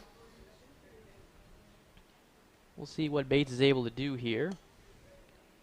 It's probably the most that Seeley's had to work so far in this ballgame, and that's going to be ball 4. Outstanding at bat. Really was. Did a nice job of just protecting and was able to get on base. Bates, being a slapper, probably got some pretty good speed now on first base. Got to think she's going to be going here. Got the 1 out, and it's Foskey now at the plate. Foskey shows bunt, and that ball's just barely going to skip away from Boone. And again, you see the quickness on the base paths. They're able to take second base quite easily. Foskey looks like is going to be continuing her playing career at Temple College. She plans to graduate with her associates and then wants to go to UMHB to study nursing. Great bunt. Does the perfect job getting her over here now. They got a chance to drive her in. So now with the sacrifice bunt, blue team trying to play and get that runner into third. Deep into scoring position there. Nice bunt there by Foskey. Put that down as the sacrifice. And now coming up to the plate, it's going to be Damiana Longo. Longo at least started this game at second base, but of course both teams kind of shuffling the players around to each position. In her first plate appearance, she grounded out to the third baseman. Looks like she takes ball 1 right there. I'm going to go out on a limb here, Alex, and say the blue team's going to get on the board. I don't know why. I just got a hunch. We see a nice little shot over there to third base and a high throw. Oh, but she's able to get I was back almost on the right. back. I was about to say, I thought she spoke that right into existence. Nice play by the first baseman. Yeah, that was a great job of going up, getting up, and stretching for that one. And so with that is going to be all here. So once again, the blue team puts a runner on third base, but they are not able to bring them in. Now, I believe that was Dunbar, actually, who'd moved over to first base and was able to stab that ball right there. So, again, another nice play by her. And they go into the 5th inning still leading 4-0. That's an outstanding play at first. I mean, it keeps a run from scoring, but also keeps that base runner from getting a second, at least, possibly third on a high throw there, and keeps the blue at 0. We're going to the 5th inning. They got 3 more chances, and, of course, the red team has 3 more chances to add to their lead as well. A couple more shout-outs to read here. Proud of you, Mackey, from Taylor Golke. Proud of you pitching again, Mackey, from Gina Golke. Yanez family is so proud of Alyssa Kelly and love her very much. Pop Schultz in Dallas, Texas, cheering on Rebecca Dunlap. Watching you from Florida. the state of Florida. Kenzie Seeley, great job. We are so proud of you. Great pitching, Kenzie Seeley. Love you, your Florida family. Also the Porchatska family. I'm sorry if I did not pronounce that correctly. And also proud of you from Aunt Holly, also to Kenzie Seeley. We are so proud of you, Lulu. Wish you could hear me cheering you on, but I know you feel it. Love you beyond words. To Alex Jones from Sissy. Shout out to the Victory Bowl softball players from Denton, Texas. Those are just some fans from Denton that are watching. People need to watch some sports, so they're tuning in. Let's see here. Let me see if I can get one more here. Lakota and Alex. Go Lakota and Alex from Brody. And good luck, AJ. Arguably the best catcher around besides me, says Reese Yannick to Alex Jones. Wonder if that's Italy's catcher for the boys team right there. Let's see. It looks like coming up is going to be the pitcher, Kenzie Seeley, followed by Stormy Boone and Kenna Miner to start off the inning. As we see, man, change up. Nice looking pitch right there. Again, goes with the off speed. That time is Dunlap starting her second inning of work. Let's see also if we can work in really quickly. We'd like to, of course, extend a thanks to the Temple Daily Telegram and Waco Tribune getting the word out and covering this one, as we're going to see ball one taken that time by Seeley. And one last thank you, of course, for Sarah Williams. She was our trainer, is going to be our trainer for today and tomorrow for the baseball and softball games, making sure everyone's staying safe out there, and really just keeping everything running smoothly. So, of course, a big thank you to her as well. Sarah is a servant. She comes and serves at our junior high day of champions, and she served at our statewide coaches and captains camp last summer, as well as our statewide college retreat for a number of years in a row. And so appreciate her willingness to get out here, to bring her bag and just be available just in case. And we hope we don't need her at all, but just in case she's here. And it's just great that all these, all these players, of course, with the FCA, not just the coaches and the other players, but get to see so many people with the servant's heart, like Miss Williams. We're going to see a high pop-up in the air. That's going to be called off by the shortstop. Play is going to be made. If it's anywhere close to that shortstop, it's a done deal today. Yeah, because that's still Foskey playing there. I wanted to verify, make sure that they hadn't shifted her around. But, man, when she's playing like that, I don't know why you would need to shift her around. She's been playing fantastic there from the shortstop spot. Coming to the plate now is going to be Stormy Boone. Boone playing catch. She played catcher last inning, and actually played there for the last 2 innings after starting the game as the extra hitter. Been moving around a little bit as well. She's also seen some action at first base as she takes ball one.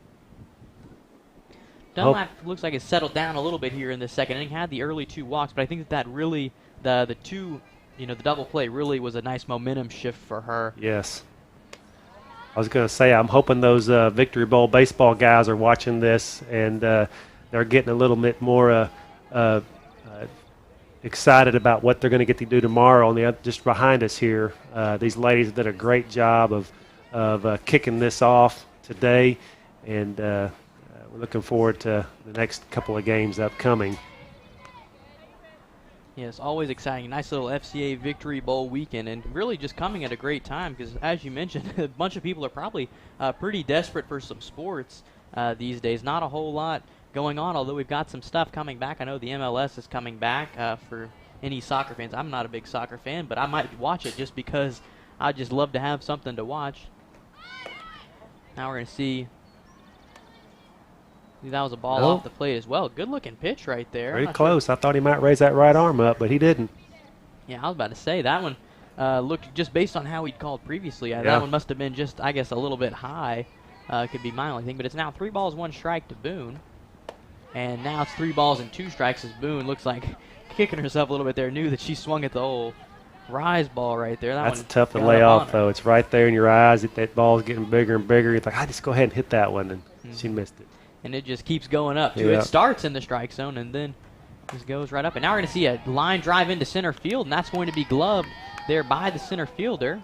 Have to verify that is Bates, and that is Alyssa Bates still manning center field. That's one of the hardest hit balls of the day. Is hit on a line right out to her, and Bates is playing medium deep, and she read it perfectly and made it look easy easier than probably it was where she's playing, but read it really well.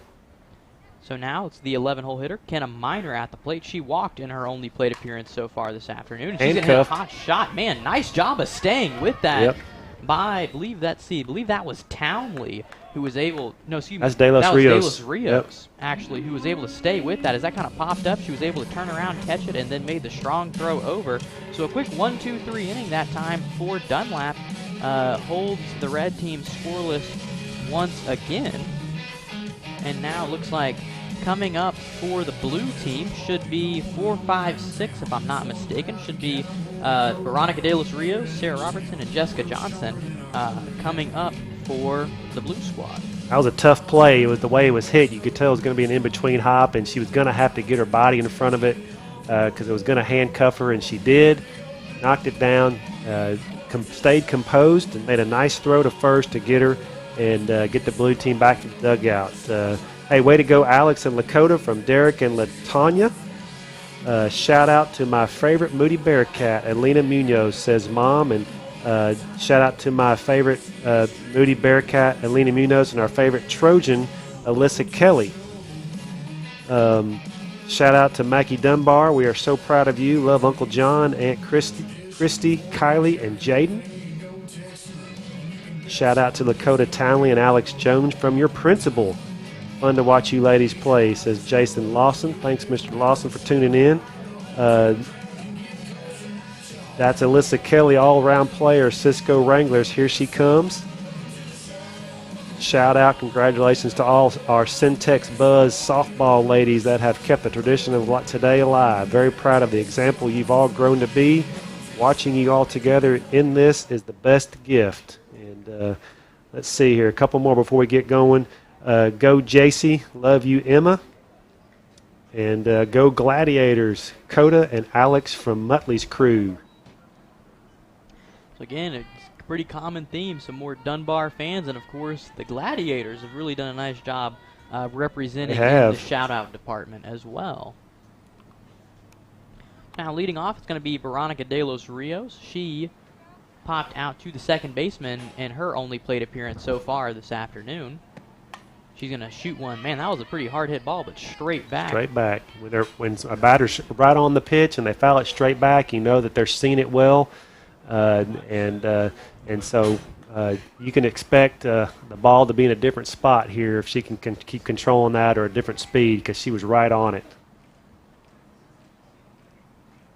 Now, another pitch coming in. I believe it's still Seeley on the mound. It is still wearing the big number 3, starting her third inning of work. That was a great pitch right there. Not a strike, but in a really good spot. See if maybe she tries and sets up the inside pitch. And that time, I'm not sure if that was supposed to be inside, but it ends up rolling inside. Yep. Right there, you saw the catcher kind of shift over towards the outer portion of the plate. Might have tried to throw a little off-speed pitch of some sort. Just got away from Seeley right there. So it's now 2 balls and 1 strike. Be big right here if the Blue can get their leadoff hitter on. So now it looks like that's going to be fouled off. So 2 balls and 2 strikes now. It's going to be De Los Rios going to have to battle a little bit here against Seeley, who's pitched had a very nice afternoon so far. She took over, I believe, in the 3rd inning. Nice job fouling that off. What an outstanding pitch. And again, all she could do was foul it off and hope for something better to hit. And unless she's standing on top of home plate, there's not much you can do with that.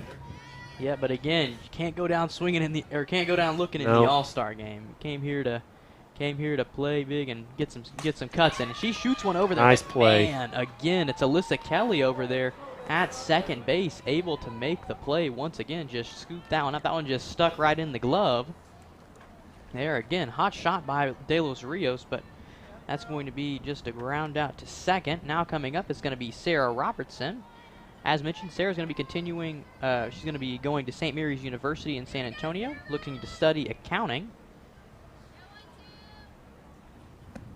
And she's going to hit one deep down the right field line. Oh, just going to be fouled. That one just about one hopped into the fence. That's probably the best charge we've seen into one so far today, that time by Robertson.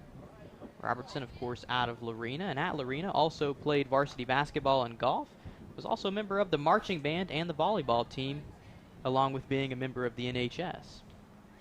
So a very well-rounded player there from Lorena. She's got the 0-1 count now after really shooting that one pretty far down the first base line.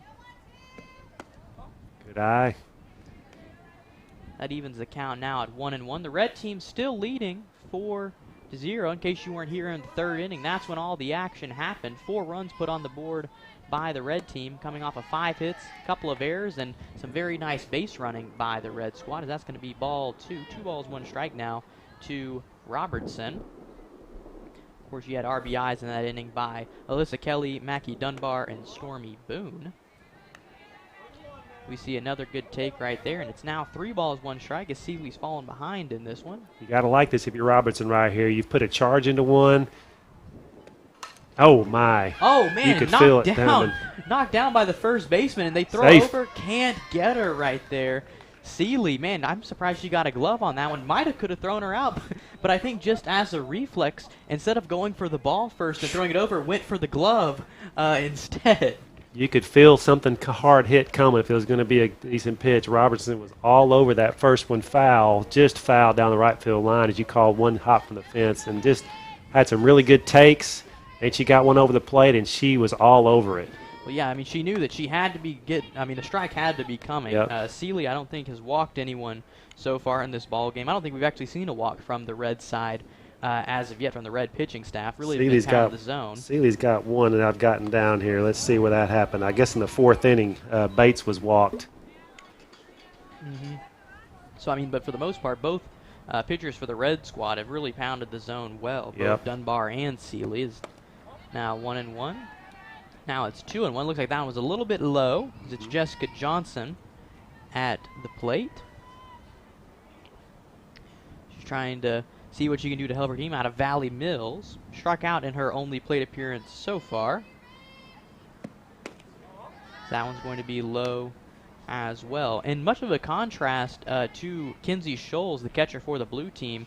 Catchers for the red team really haven't worried too much throwing behind runners, keeping them honest over there. We'll see if they try and get, well, actually, they're going to go. I was about to say runners taken off, but that's ball 4. So as we say that she hadn't really walked anyone, she goes and walks Johnson right there, excuse me. Blue team's got something cooking now here. Let's see if they can capitalize. Now, coming up to the plate, it's going to be Kristen Niemeyer. Niemeyer, I believe, was the first batter faced by Seeley when she came to this ballgame. She struck out, and she takes a big cut right there. It looks like she was trying to cut that deficit to 1 with that string. Going for the long ball there, but she comes up empty, so it's going to be no balls and 1 strike. Niemeyer now going to take one low. Niemeyer at a Rosebud lot. If we were no outs here, you'd be tempted as the coaches to put a bunt on and move them over. You'd hate to give up that second out in the inning. And so you're hopeful here that Niemeyer can, of course, get a single or more than that, or work away on base and keep passing the bat down the line and keep putting the pressure on the red team here. Yes, and now we're going to see one shot, man, straight back towards us here in the booth. And yeah, definitely need to be patient right here if you are, if you're the batter. If Seeley fell way behind in Sarah Robertson at the bat before she took the 3-1 pitch right back to Seeley and then walked Johnson. Got to be careful. Seeley's struggled just a little bit in this inning, but she doesn't struggle there. Throws it right by Niemeyer. That's another strikeout for Seeley. Seeley that time just looked like she just muscled that one by her. So now with a runner on third base, as the runner was able to advance from second to third in that little cloud of dust right there. We got runners on the corners, and at the plate it's going to be Rebecca Dunlap trying to help her own cause, and now we're going to see a runner go to second. Works like a bunt, I guess. We got him in scoring position now. Let's see. Dunlap has, I think, the only hit for the blue team, so let's see if she can get another one. De Los Rios, or excuse me, not De Los Rios. Dunlap now is going to take ball 2, as that one was inside that time. Or no, it was Stormy Boone who's behind the plate. Didn't really even flinch when that runner took off. She was just going to let her go, not going to let him put the run home. That pitch now right down the middle. That's going to be strike. Good looking pitch there from Seeley. Little challenge pitch right there. Now we're going to see right on it. Straight back again. Seeley again looks like she's content to just try and challenge Dunlap right here. Little pitcher on pitcher battle. Here is Dunlap in the circle for the blue team as of last half inning. Had this been in mid-season, I don't think Dunlap misses that pitch. But she fouled it straight back. And now we see nice an off-speed pitch. Man, the little change-up right there, and that just froze Dunlap, and Seeley works her way out of another jam. That's, man, all 3 innings Seeley has pitched. She's had a runner stranded on third base. This time strands 2 on second and third. So she's at least been keeping it interesting for our over 500 listeners who were able to tune into this ball game. And so now going into the top half of the 6th inning, the red team going to look to try and pad their lead a little bit. Let's see, it looks like coming up for the red squad, I believe it should be the top of the lineup with Dunbar, Jones, and Kelly should be due up for the red All-Stars. So let's see, let me just verify that that is the case. And yeah, that is going to be Dunbar, who looks like she is ready for action. Alex, it looks like, I'm just getting some stats on our broadcast here. It looks like over 10 states are watching the Victory Bowl softball game, with people from Tennessee, and Nebraska, and Virginia, and Georgia, and Iowa, and Illinois, Oregon, Oklahoma, Texas. The Victory Bowl has gone nationwide. Yes, and I mean, that's the great thing, again, with having the ability to live stream the event. Allows these people, these friends and family members who normally, I mean, would never have an opportunity. Yeah. I mean, because you're looking at it, it's at 3 o'clock, it's a 2 o'clock game on, in the afternoon of Thursday. And so a lot of people are at work and just kind of watch this in their downtime and stuff like that, just have it going in the background. It's just a great opportunity for all these people who normally, may never get to see them play during the regular season. And as you mentioned, just I think a second ago, over 500 people, over 500 viewers watching. We know that there's a lot of people watching together, and so it's well over that many watching. And thanks for joining us. Thanks for supporting these ladies, these coaches. And what a joy it is to see this, as these ladies were drafted back in January by these coaches at a draft at our offices where we announced them. And then in February we had our press conference to publicly announce the teams. Of course, the plan in April was to have a banquet to honor and recognize all of them at the Farrell Center in Waco, and we typically have 1,300 attend that. As you know, our world was a little different around that time, and so our banquet was this past Sunday with about 700 there, and now these games. Looks like we might have a new pitcher, and we'll have to wait until they turn around. That's going to be number 12. Sarah Robertson has entered the circle for the blue team. At the plate is Mackie Dunbar. Mackie gave us a little bit of information on herself. Got to talk to her before the game. She played basketball all 4 years of high school, along with softball over at Crawford. She's going to take ball 2.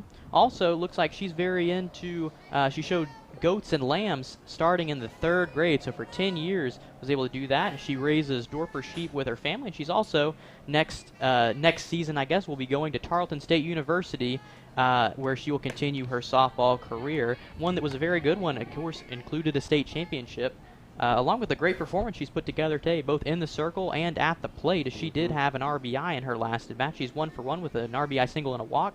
Currently has the 3-0 count in her favor. Remind our viewers here at the end of the game, we will have a outstanding player announced for the red team and the blue team. Typically, we would have a Gene Pemberton Servant Heart Award that we would give out before the game. After the 3 days, 2 nights that we have a normal Victory Bowl week. Since that was not something we could do this year, instead we'll have a outstanding player from both teams as Dunbar reaches first base on a walk. So Dunbar, that's the 2nd walk she's been able to draw so far in the ball game here, and that leads off this 6th inning. Again, playing 7 innings in this afternoon's ball game, so getting close to the end, and now it's going to be Alex Jones at the plate. She tries to bunt one right there. Jones has come up empty in both of her plate appearances with 2 swinging strikeouts. Dunbar's reached base now 3 times, all 2 walks and a single, and been really involved in a lot of things. Yeah, pitched 2 scoreless, no-hit innings to lead off the game in the circle for the red team.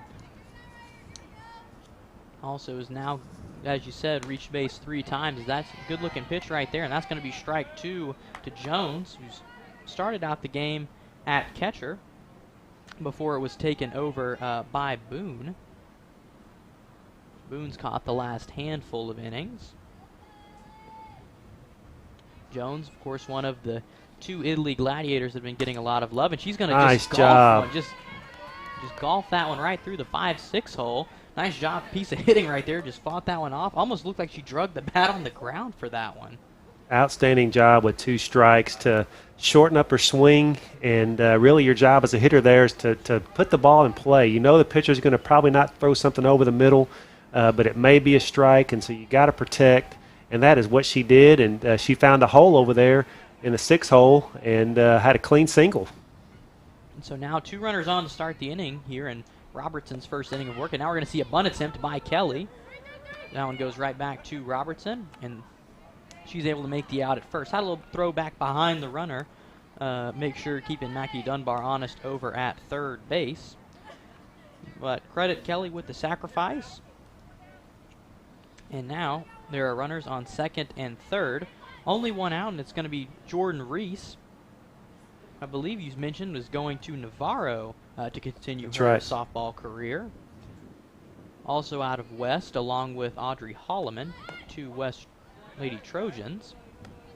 Got to like how the red team continues to try to put pressure on with whether that's a bunt or putting the runners in motion and forcing the blue team to make a play defensively. Again, not easy because the girls just not had time to take ground balls and to make the throws and do the things you have to do to be great in this game. Yeah, exactly. I mean, that was something that we could have expected. Again, with the pitching, it's easier to stay in it with pitching because you can go out and throw every day, by yourself.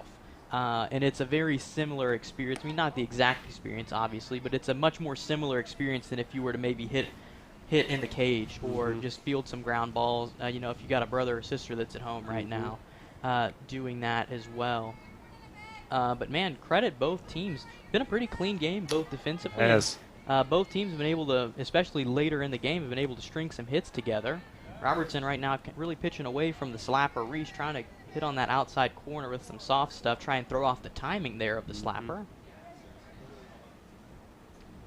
Reese, of course, started the game at second base, but has since moved elsewhere. As Kelly in the last inning was playing second base, and we see a bunt attempt right there, and they are going to say that there was an attempt made at the ball. So 3 balls and 2 strikes now on Reese. Looked like she was going to try to drag that to the right side. Third baseman De Los Rios was charging hard, and had she been able to connect, it probably would have been a run because first and second were playing back.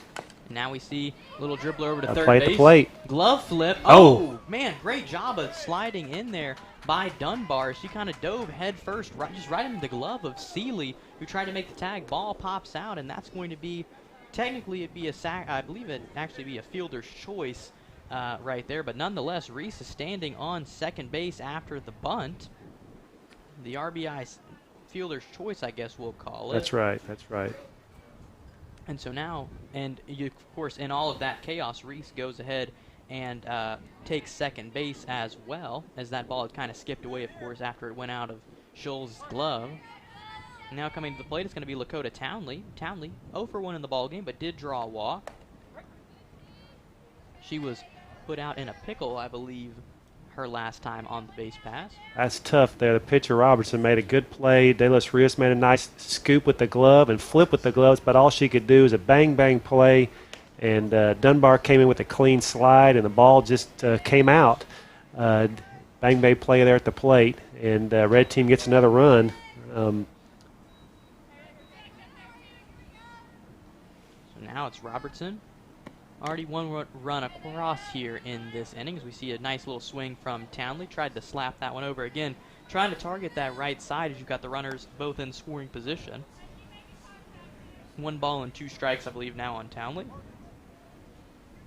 Big moment right here now. If Townley or Holloman on deck here can connect and drive these 2 runs in, you got to think that the red team's in a pretty comfortable spot with the lead. Already up 5, you're feeling pretty good with the way that the red team has pitched and played defense. But if they can put a 7 up there, then oh boy. Now 2 balls and 2 strikes after that pitch was off the plate high. Now we see a big swing, and Townley not able to catch up with that outside fastball, so that's going to be a swinging strikeout. First of the afternoon for the pitcher, Robertson. Great job by Robertson to keep fighting, and outstanding pitch there to make her chase and swing and get an out. So now at the plate, it's going to be Audrey Holloman. Holloman, of course, one of the 2 girls mentioned from West Texas. She goes ahead and takes strike 1. She's got a strikeout and a walk on the day, and so she's ready for one here to square up. Looks like she's going for the bunt there again. Wasn't able to make contact on the attempt, so it's quickly 0-2 on Holloman.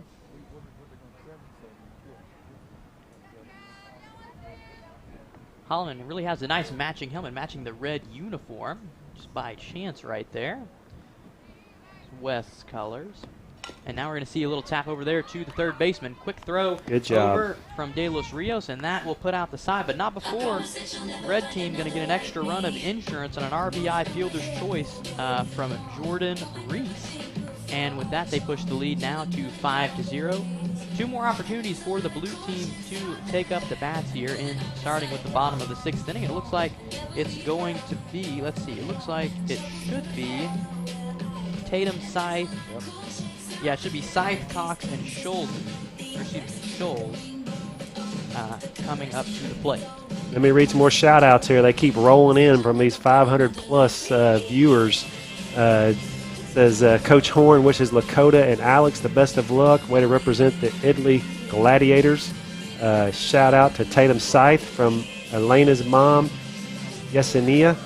Hope I pronounced that correctly. I'm sorry if I didn't. Might be Yesenia. There you go. I'd like to send a shout out to Alex Jones and Lakota Townley from Italy High School. They're awesome young ladies, both on and off the field. Go Gladiators. Once again, from the crew watching at San Jose Island. Do your thing, AK. Shout out to Alex and Lakota. I'm so proud of y'all. Y'all are going to do great things in life. Thank y'all for always helping me out, especially when it comes to softball. I love y'all, Carly. Go Gladiators. Watching from Rockport, Texas. Go Sarah Robertson. So proud of you. Go Blue. Love you. Go. You're Gigi. And then lastly here, Mimi and Papa watching Rebecca Dunlap from home. We love you and are so proud of you. Thanks, folks, for tuning in and being a part of this broadcast. It's been a lot of fun for us here.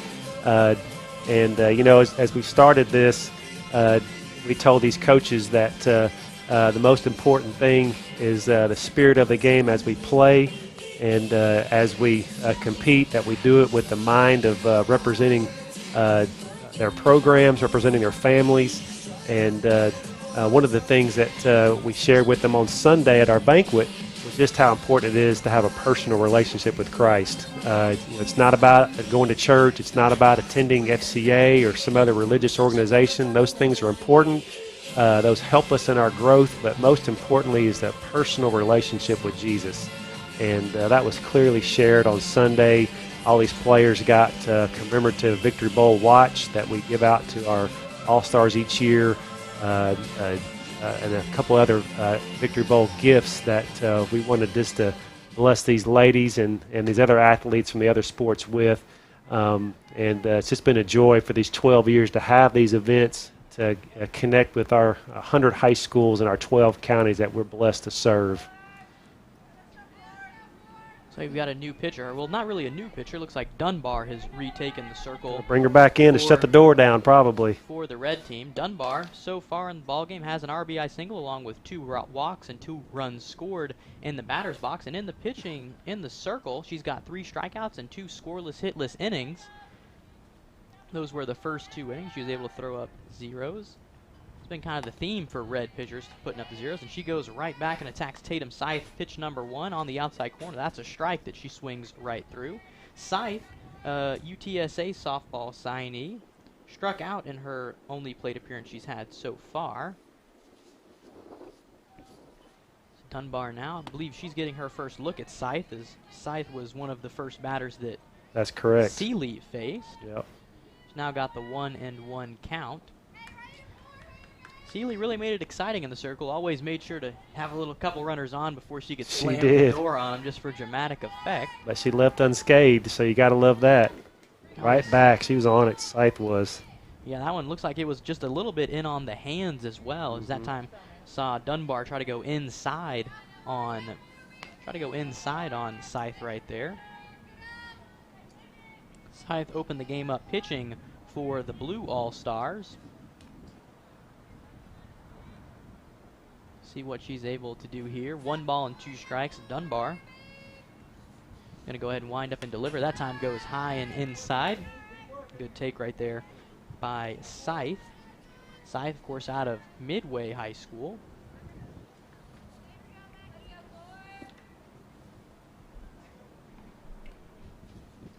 So now, 2 balls and 2 strikes. We're going to see Dunbar come to the plate again. This time leaves that one high as well. So 3 balls and 2 strikes now as Dunbar runs the count full on Tatum Scythe. Scythe, right now the blue team's got 6 more outs left in this ballgame, and they've got to make up 5 runs. A little bit of a tall task, but the way to do it is 1 at a time. And right there's another strikeout for Dunbar.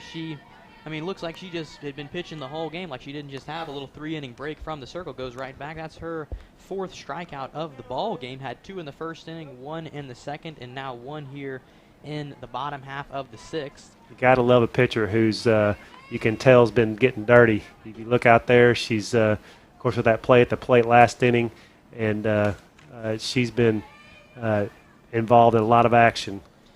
Yeah, no kidding, and that's why, she's just had a fantastic game. As we see, first pitch to Kennedy Cox is going to be fouled off down the left field line. Ends up staying in play, but nobody's able to get to it, so 0-1 quickly on Cox. Cox, in Seeley's first inning of pitching, tapped out to Seeley in that in her first plate appearance. Kinsey was able to go 1-2-3, or nearly went 1-2-3 that inning. So now, takes one high over the head that time. 1 ball and 1 strike.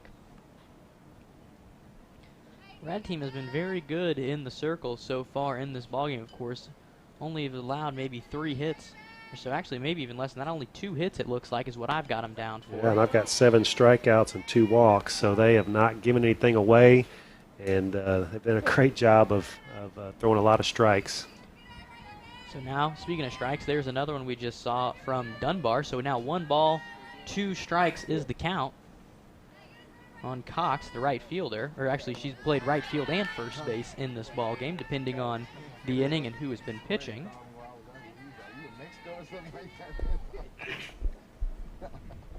Now got a 2-2 count after the ball. Cox not wearing, actually no, it looks like she's wearing the gray batting gloves. I was about to say, looked like the going just all natural there, but she's going to foul one straight back.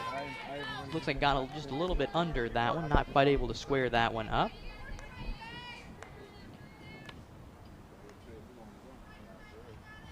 See how Cox came out. Cox battled a lot in her last plate appearance as well. That one was against Kinsey Seeley before eventually ending up hitting a grounder right back to the pitcher. That was with Dunlap at third. That was a big moment in the game for at the time. There's a hit. And that is, you're in fact going to get down, quickly thrown back in by the left fielder. Nice piece of hitting right there by Cox. I have to see who that is, because that's very far and away from us. I believe that's number 23. Ehlers.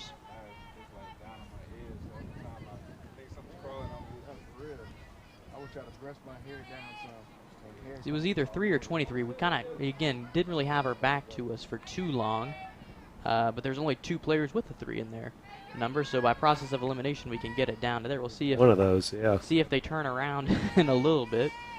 But nonetheless, runner on first base, that's Kennedy Cox. And now it's Kinsey Scholes at the plate. Going to be ball 1 there to Scholes. Scholes been behind the plate pretty much all afternoon for the blue squad, and she flared out to the second baseman in her only plate appearance so far in this ball game. Now got a 1-1 count after chasing the outside pitch. Nice little movement on that one by Dunbar, getting that one outside, getting the chase. It's a big at bat here for the blue team. Now again, if Schultz can figure out how to get on base here with a single or any other way, and get to the top of the order with Bates, who's had an excellent at bat last time up, they might be able to get something cooking. Again, a little 1-1 delivery. We're going to see that one fly high and inside. Nice take right there by Mackenzie Scholes.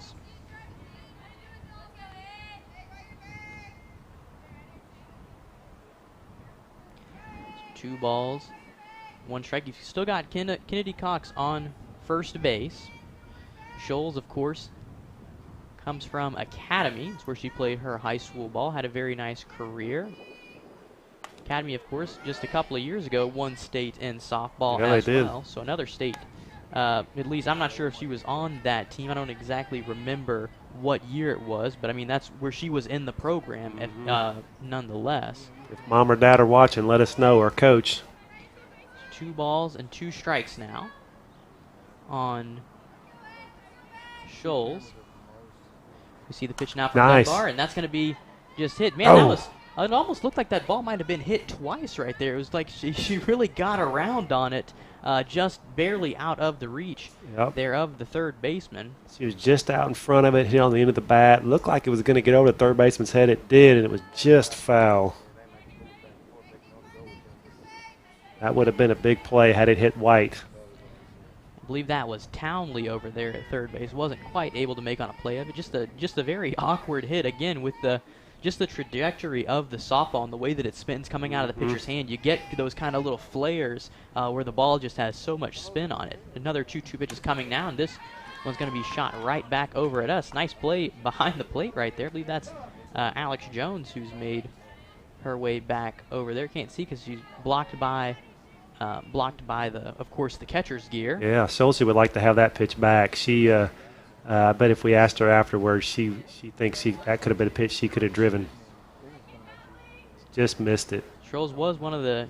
Academy had a couple of really home run hitters, and speaking of home run hitters, that one might have been a home run if that was fouled. Just needs to straighten that one out. Put a good charge into that one as well. Looks like she's seeing the ball really well out of Dunbar's hands. Just needs to weigh back on it just a little bit here. You got to think Dunbar's got something for her here right now, though. We'll see if she can adjust. And Schultz has had a nice at bat, battling, and let's see if she can work on the base. Let's see what Dunbar can put her away. Still with Cox standing on first base. Comes to Scholes, and this one's going to be hit high in the air. Ranging back for it, I believe, is Miner, and she is able to get that one right there. That should be Kinsey Miner. At least that's who started the game at shortstop. I don't believe there's been any change at that position. Nonetheless, a put out there by the shortstop. Excuse me, that's Kenna Miner, not Kinsey. But yes, that is the number 1, so that is Miner.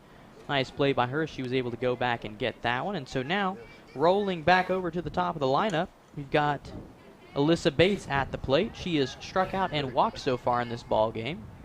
Still has a run on first base. Now there's 2 outs.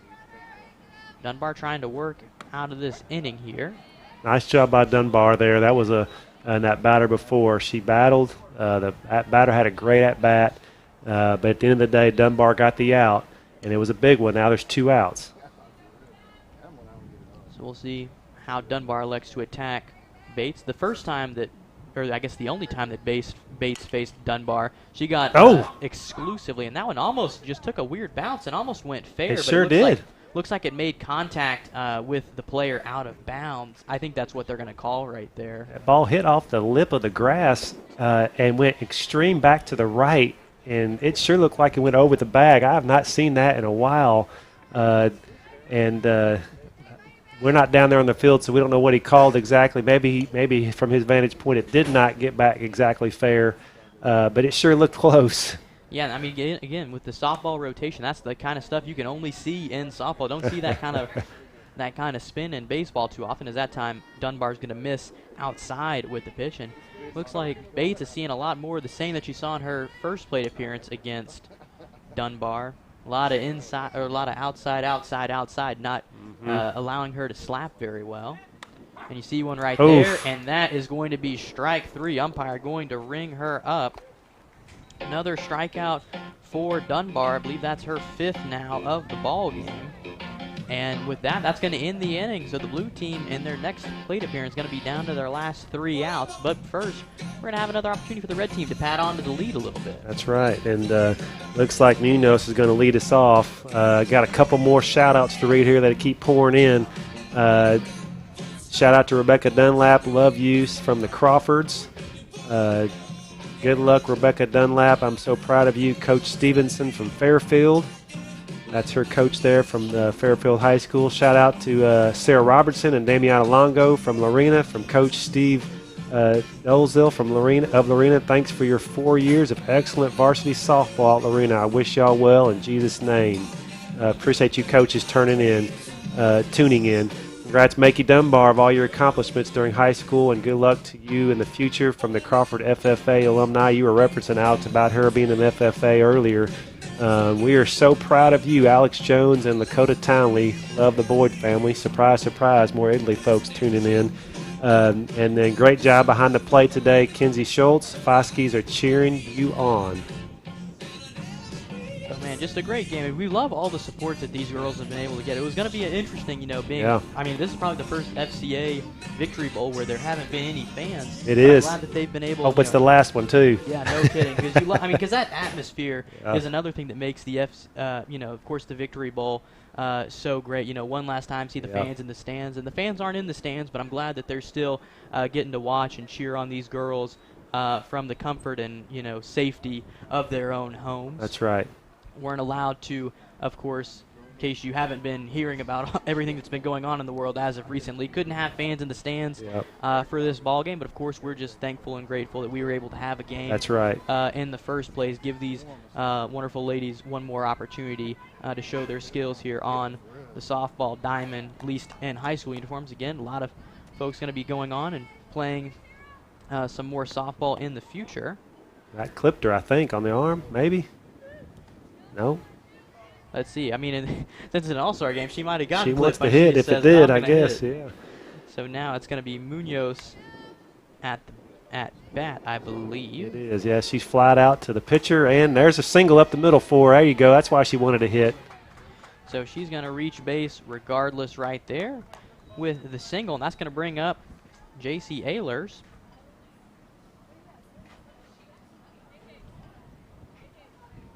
Ehlers now, of course, wearing the 23. So far in the ball game, she has singled and scored. She has also grounded out.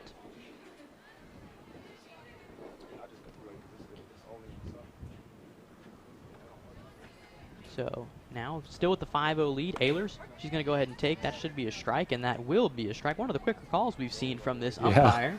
Ehlers scored the first run of the ball game, and right now that's the winning run. So that's a big run that she had, and getting that thing going, start the game, start the hit parade that one inning there where they had 5 hits. Now it looks like she goes for the bunt right there. We're going to see a throw down, and that time Scholes able to catch the runner stealing. So that is going to erase Elena Munoz. That now puts 1 out on the board.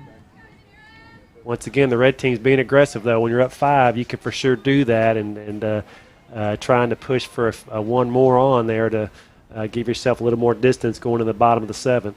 Yeah, what might have happened there, they might have been trying to take 2 bags with that bunt right there. Went ahead and started the runner, and now Ehlers is going to strike out. So, man, in just 2 quick pitches just like that, there's nobody on and 2 out for the red team. It's going to be Kinsey Seeley coming to the plate. But, yeah, that's what it looked like. She really gave an attempt at that bunt, trying to get it there and see if maybe when they threw it over to first base they could try and take third. Just see if, again, because these players, one, have probably barely played with each other and definitely have never played as an entire unit. So that kind of the rotation on a bunt coverage stuff like that, that'd be hard to cover. As we're going to see a nice shot by Seeley. That's going to go out of play, though, over the first base dugout. Nice job by Robertson here. Wanted to see her finish off strong. and she's got 2 outs.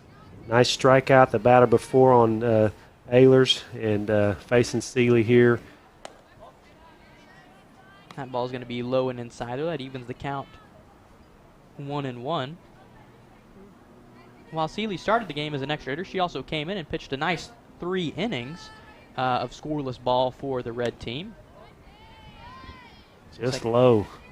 Pretty close. That was a good-looking pitch right there from Robertson. Got a little cloud cover now. It's been nice to maybe get them a little relief in the breeze. The flags have been blowing. The American flag's been blowing pretty steadily, so there is some breeze. It's probably a hot breeze, though, but we wouldn't know.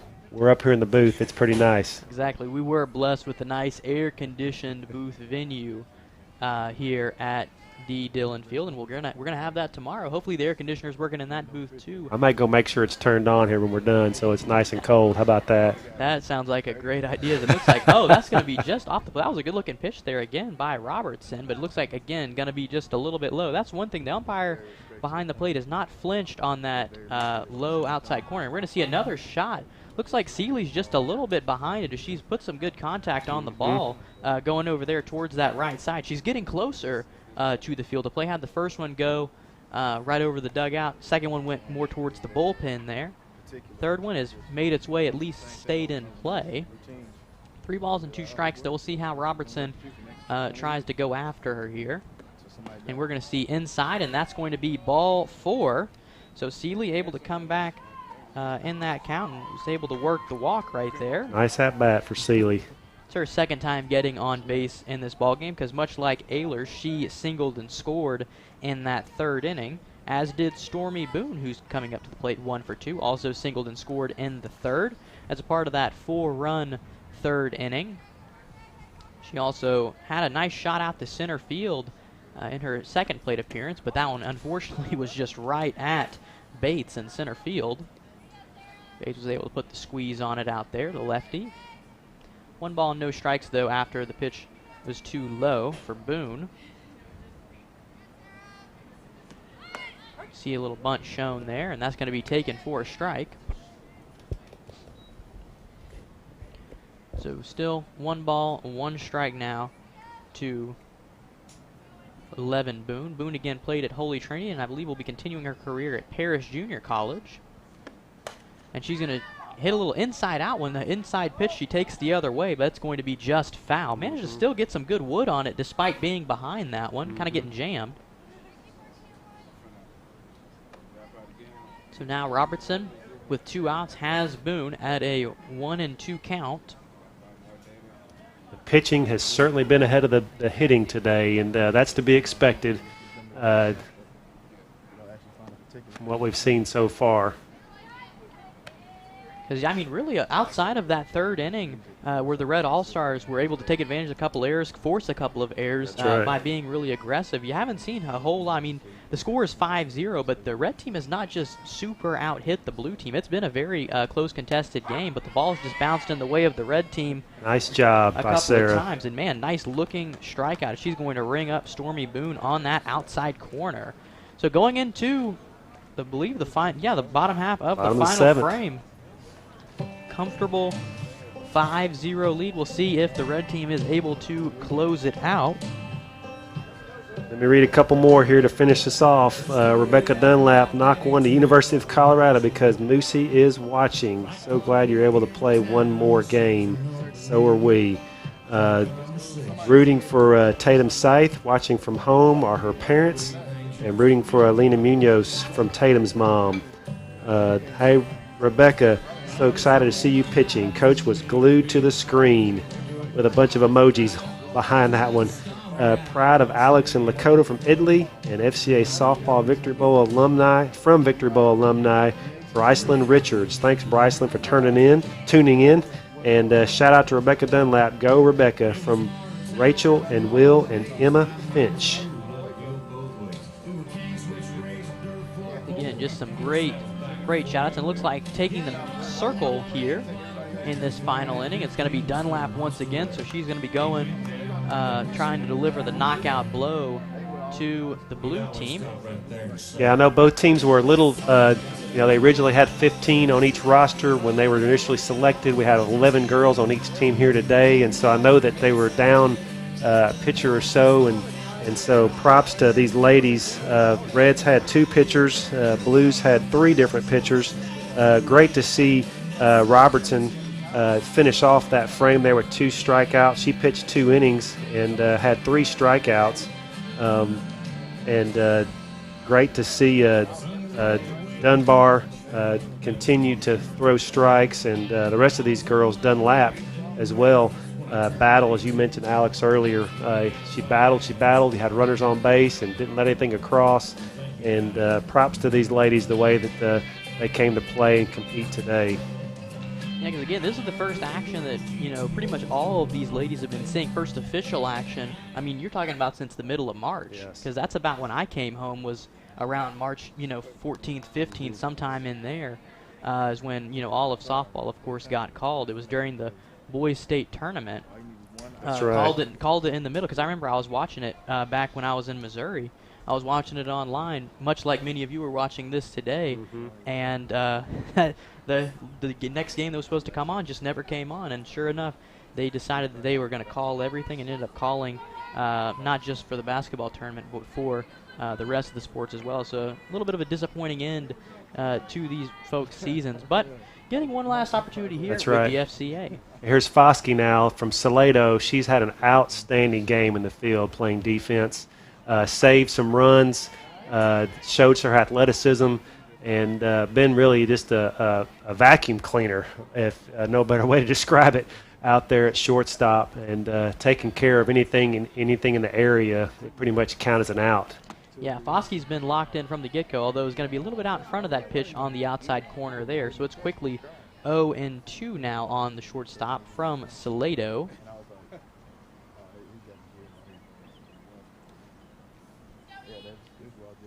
Quickly 0-2, and now we see one. Oh, man, that one just off the plate there on the outside. That was just in the edge of the catcher's glove. It looks like Stormy Boone has come back out for this last inning to catch. So 1 ball and 2 strikes now on Foskey, and she's going to take that one high and inside. Trying to get something going here for the blue team. Got 5 runs to make up, but that's got to start with 1 base runner. Now it's even count here. 2 balls and 2 strikes. Foskey going to try and battle it out here. And we're going to see a flare. There's a single. And that is going to drop. So the first hit of the ball game for Foskey. Great time for it if you're the blue team. They're going to try and mount a comeback, and they do put that first runner on board. The only way to get a comeback is to get some girls on, and so she did her job, handed it off to Longo here to see if she can keep it going. Longo, so far in the ballgame, has grounded out to the third baseman twice in this ballgame. And, man, the way that she's moved out in the field, it wouldn't surprise me if Foskey maybe tried to get a little something going on the base paths. She moves very well out in the field. She looks like she's going. You don't want to give them an out on the base pass, so you got to get 5, and you certainly don't want to. You can't get it back with 1 there on the base, so that may be the reason why she may not go. Yes, wouldn't be surprised if it in any way skips away from Boone. Wouldn't be surprised to see her take off, because it looks like she's just raring to go. It's now 1 ball, 1 strike after that pitch finds the outside corner.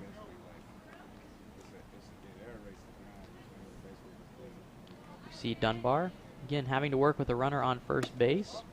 Nice job by Longo laying off. That was a good pitch. Longo really doing a nice job, just being disciplined. I think that's really the name of the game here in this last inning. Not trying to get any outs, because you've only got 3 to work with, and you've got 5 runs to score. Man, that one was shot right back over at the camera there. We've got set up behind the plate. Longo's grounded out to third base twice, and so she's ready for something not to third. And I bet the third baseman is ready, just in case. Just in case. She's not taking this play off. Sometimes out there, not as much as, at this high of a level, but sometimes you might get caught napping. But the third baseman is ready to go, especially with Longo at the plate. If she's going to take one high and inside, that's going to miss for a ball as well. Count is now full. We'll see what Longo is able to do here. She's done a nice job in all 3 of her plate appearances of working the count, and she's going to face another 3-2 count here as Dunbar. She's already back in the circle, ready to go, and she's going to blow the fastball by him. And, man, that time it looked like Boone wasn't sure that Foskey was running right there. They get the strikeout, but Foskey is going to advance to second, so that's essentially ends up working the same as if Longo would have had a sacrifice bunt there, but a runner in scoring position. Now, this is the 3rd runner, I believe, actually 4th runner that they've had in scoring position so far in this ball game, if I'm not mistaken. I count 5 potentially that they've had here.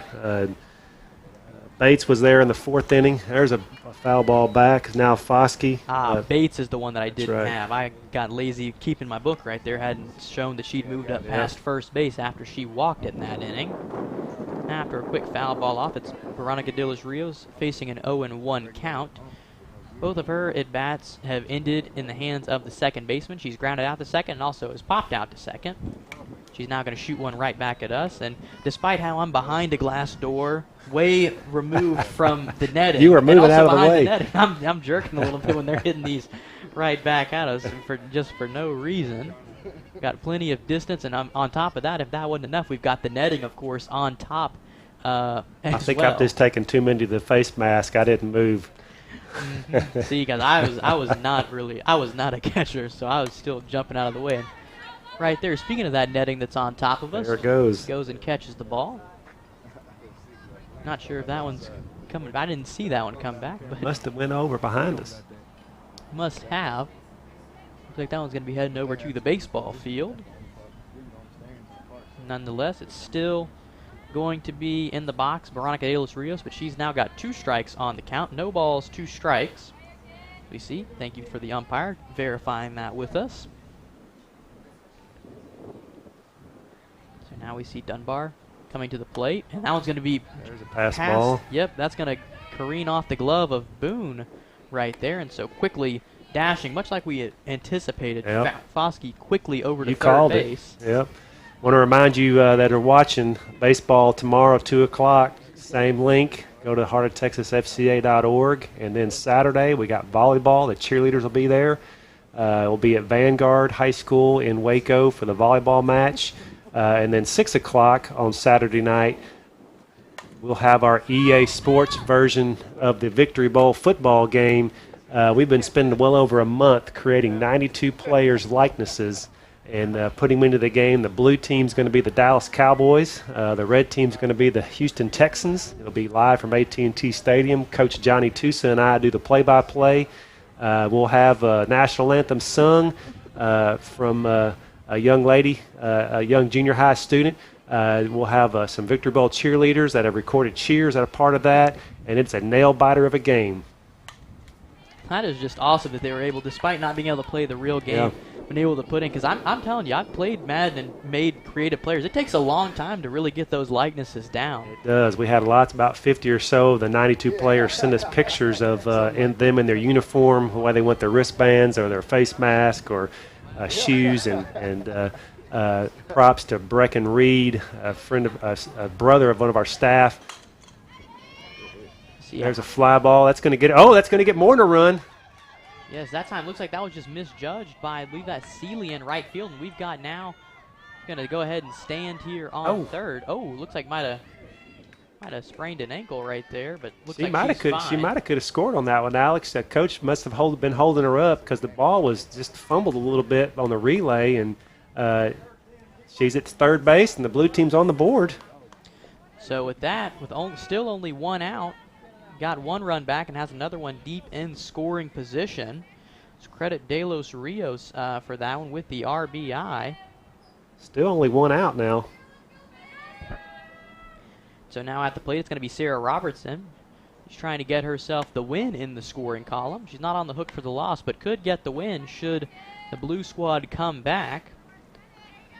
Takes ball 1 inside. So far, Robertson has one of the few hits. Hits have been hard to come by for the Blue All-Stars, but Robertson has one of them. She was stranded on the base pass in that only appearance. Singled in the 5th inning. Now takes ball 2. Good to see the blue team get on the board. You never want to leave the game with a 0 up there, and great to see them. That's a testament to these girls, the way they fight, and they have competed for 4 years. Dunbar and the red team's not stopping either by any means, but props to the blue team for continuing to battle. So now it's 2 balls and 1 strike, as we just got that verified on the scoreboard. Dunbar coming to the plate again, and this one's going to be hit. There's going to be a run right there. Center fielder is under it, and they're going to throw all the way home, but that throw is going to be wide. So a sacrifice fly, give Robertson some credit right there. That's right. Munoz put the squeeze on it, but man, it's hard to throw out the sac fly because that was a pretty well hit ball. I mean, that wasn't in shallow center field by any means. Yep. So there's a little sac fly RBI, and it's now 5-2, but 2 outs and nobody on. Uphill journey here for the blue team, but it's going to start with Jessica Johnson. Jessica started out this ball game in left field. Looks like she's going to take strike 1 right on the inside corner.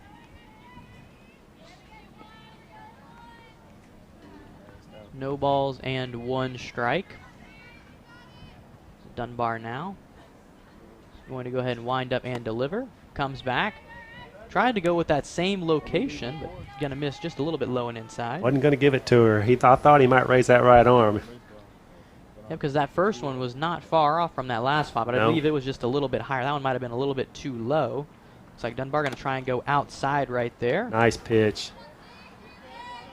She's working inside and outside. That is a great job of placing the pitch and hitting her spots. And it's just, again, difficult as a hitter when you got a pitcher who's putting it in spots and moving it around and not keeping it over the middle of the plate. So now down to their last strike is the blue team. 1 ball and 2 strikes. This one comes and it's going to be fouled off. So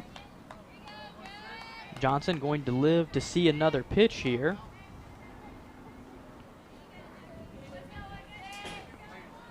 We'll see what Dunbar elects to do now. Dunbar, even with allowing these 2 runs, has still pitched a very nice game. This is her 4th inning of work that she's had. 6 strikeouts I got her down for, no walks. Now we see, oh, look, almost made it 7 right there, but Johnson able to lay off from that pitch. So now 2 balls and 2 strikes here. Johnson trying to battle it out here. Standing on deck, should she get the chance, is Kristen Niemeyer. And she will not get the chances. That is strikeout number 7. The final out of the game is had by the red team via the strikeout. 7th strikeout of the game by Mackie Dunbar. She just pitched phenomenally. Gave up the 2 runs in the 7th inning, but had 5 to work with. And so she closes out the night after giving up 2 runs and had 7 strikeouts. A very strong performance by Dunbar. And that is the end of the game. Of course, red team taking this one by a score of 5-2. Yeah, and I got to get my Alex, as they're doing this, I got to get my history book out here to see. I know I announced this earlier at the start of the broadcast, but blue softball leads before this game all time 2-1. With that win, it's now 2-2-1 all time. That's pretty even, and it's about as tight as you could get right there. That's right. Due to physical distancing here, the girls are going to give a fist bump, and they're going to gather together at midfield like they did to start the game, and like we do with a lot of our competitions. We like to open and close in prayer and put our minds right where they need to be, and that's on God in heaven. And grateful for these ladies, their families, their coaches, the programs they represent, and for their courageous spirit to be out here today. It's not cold. It's hot. There's not been any formal competitions in months, and here they are to be a part of this and to get out there and compete and to use the skills and talents and abilities that God's given them. Proud of that. Proud of them for that. As they're out there in the field, our staff person, Seth Chambliss, our director for the area, is going to announce our MVPs of the game. Like I said earlier, we're going to have a red MVP or outstanding player and a blue outstanding player for that. And they're having that discussion now and discussing that a little bit. I can tell you, though, because they let us know who that's going to be for the blue squad. the outstanding player, Erin Foskey from Salado, number 15. Congratulations to her. Had played an outstanding game defensively. Scored the first run of the game for the blue team there in that bottom of the 7th inning. And proud of the way that she competed. And for the red team, if you watch the game, it's probably pretty obvious the way she pitched, the way she played in the bat, in the box when she hit. Mackie Dunbar is the outstanding player for the red team, and congratulations to her. Congratulations to all these ladies. Again, proud of them. Thankful for these coaches that made the time to get out here to be a part of this. And Alex, it was a joy to do this with you. Well, I'm glad you feel that way, because I'll be back tomorrow with you with the baseball game, of course. Same time, same place, pretty much in every facet. Is it going to be on the same page online? That's right. Those of you who watched today, we'd love to have you back tomorrow to help us just carry the message of Fellowship of Christian Athletes and what we're about. We want to engage, equip, and empower coaches and athletes to grow in their relationship with Christ and His church. And so we want to support those baseball players tomorrow. All you got to do is go to heartoftexasfca.org. Those of you who are watching, you know that. It's right there. Help us spread the word via Facebook, Twitter, whoever. And, again, same thing on Saturday, 2 o'clock. I'll be there with Coach Jeff Coker from Crawford, who's going to be helping me do the play-by-play and color analysis for that game. We'll be at Vanguard in Waco. We'll have 22 young ladies there competing, and we'll be indoors, so it won't be hot at all. And then, as I said, Saturday night at 6 o'clock, if you go to heartoftexasfca.org, the football game will be released, and I can't wait to see the finished product. It was a lot of fun and a lot of work.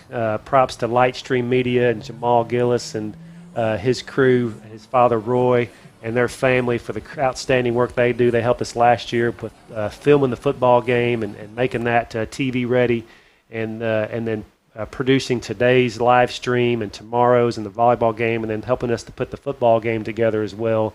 They do an outstanding job. If you're looking for people to help you with getting video captured or promoting your business or your program in some way, I'd encourage you to check them out, Lightstream Media. They do a great job. So, Alex, we'll see each other tomorrow. That is correct. I'll be here. More FCA Victory Bowl action tomorrow. It's the baseball game. Had a great softball game, and I hope that the boys are able to keep up with the great game the girls were able to provide for us. Amen.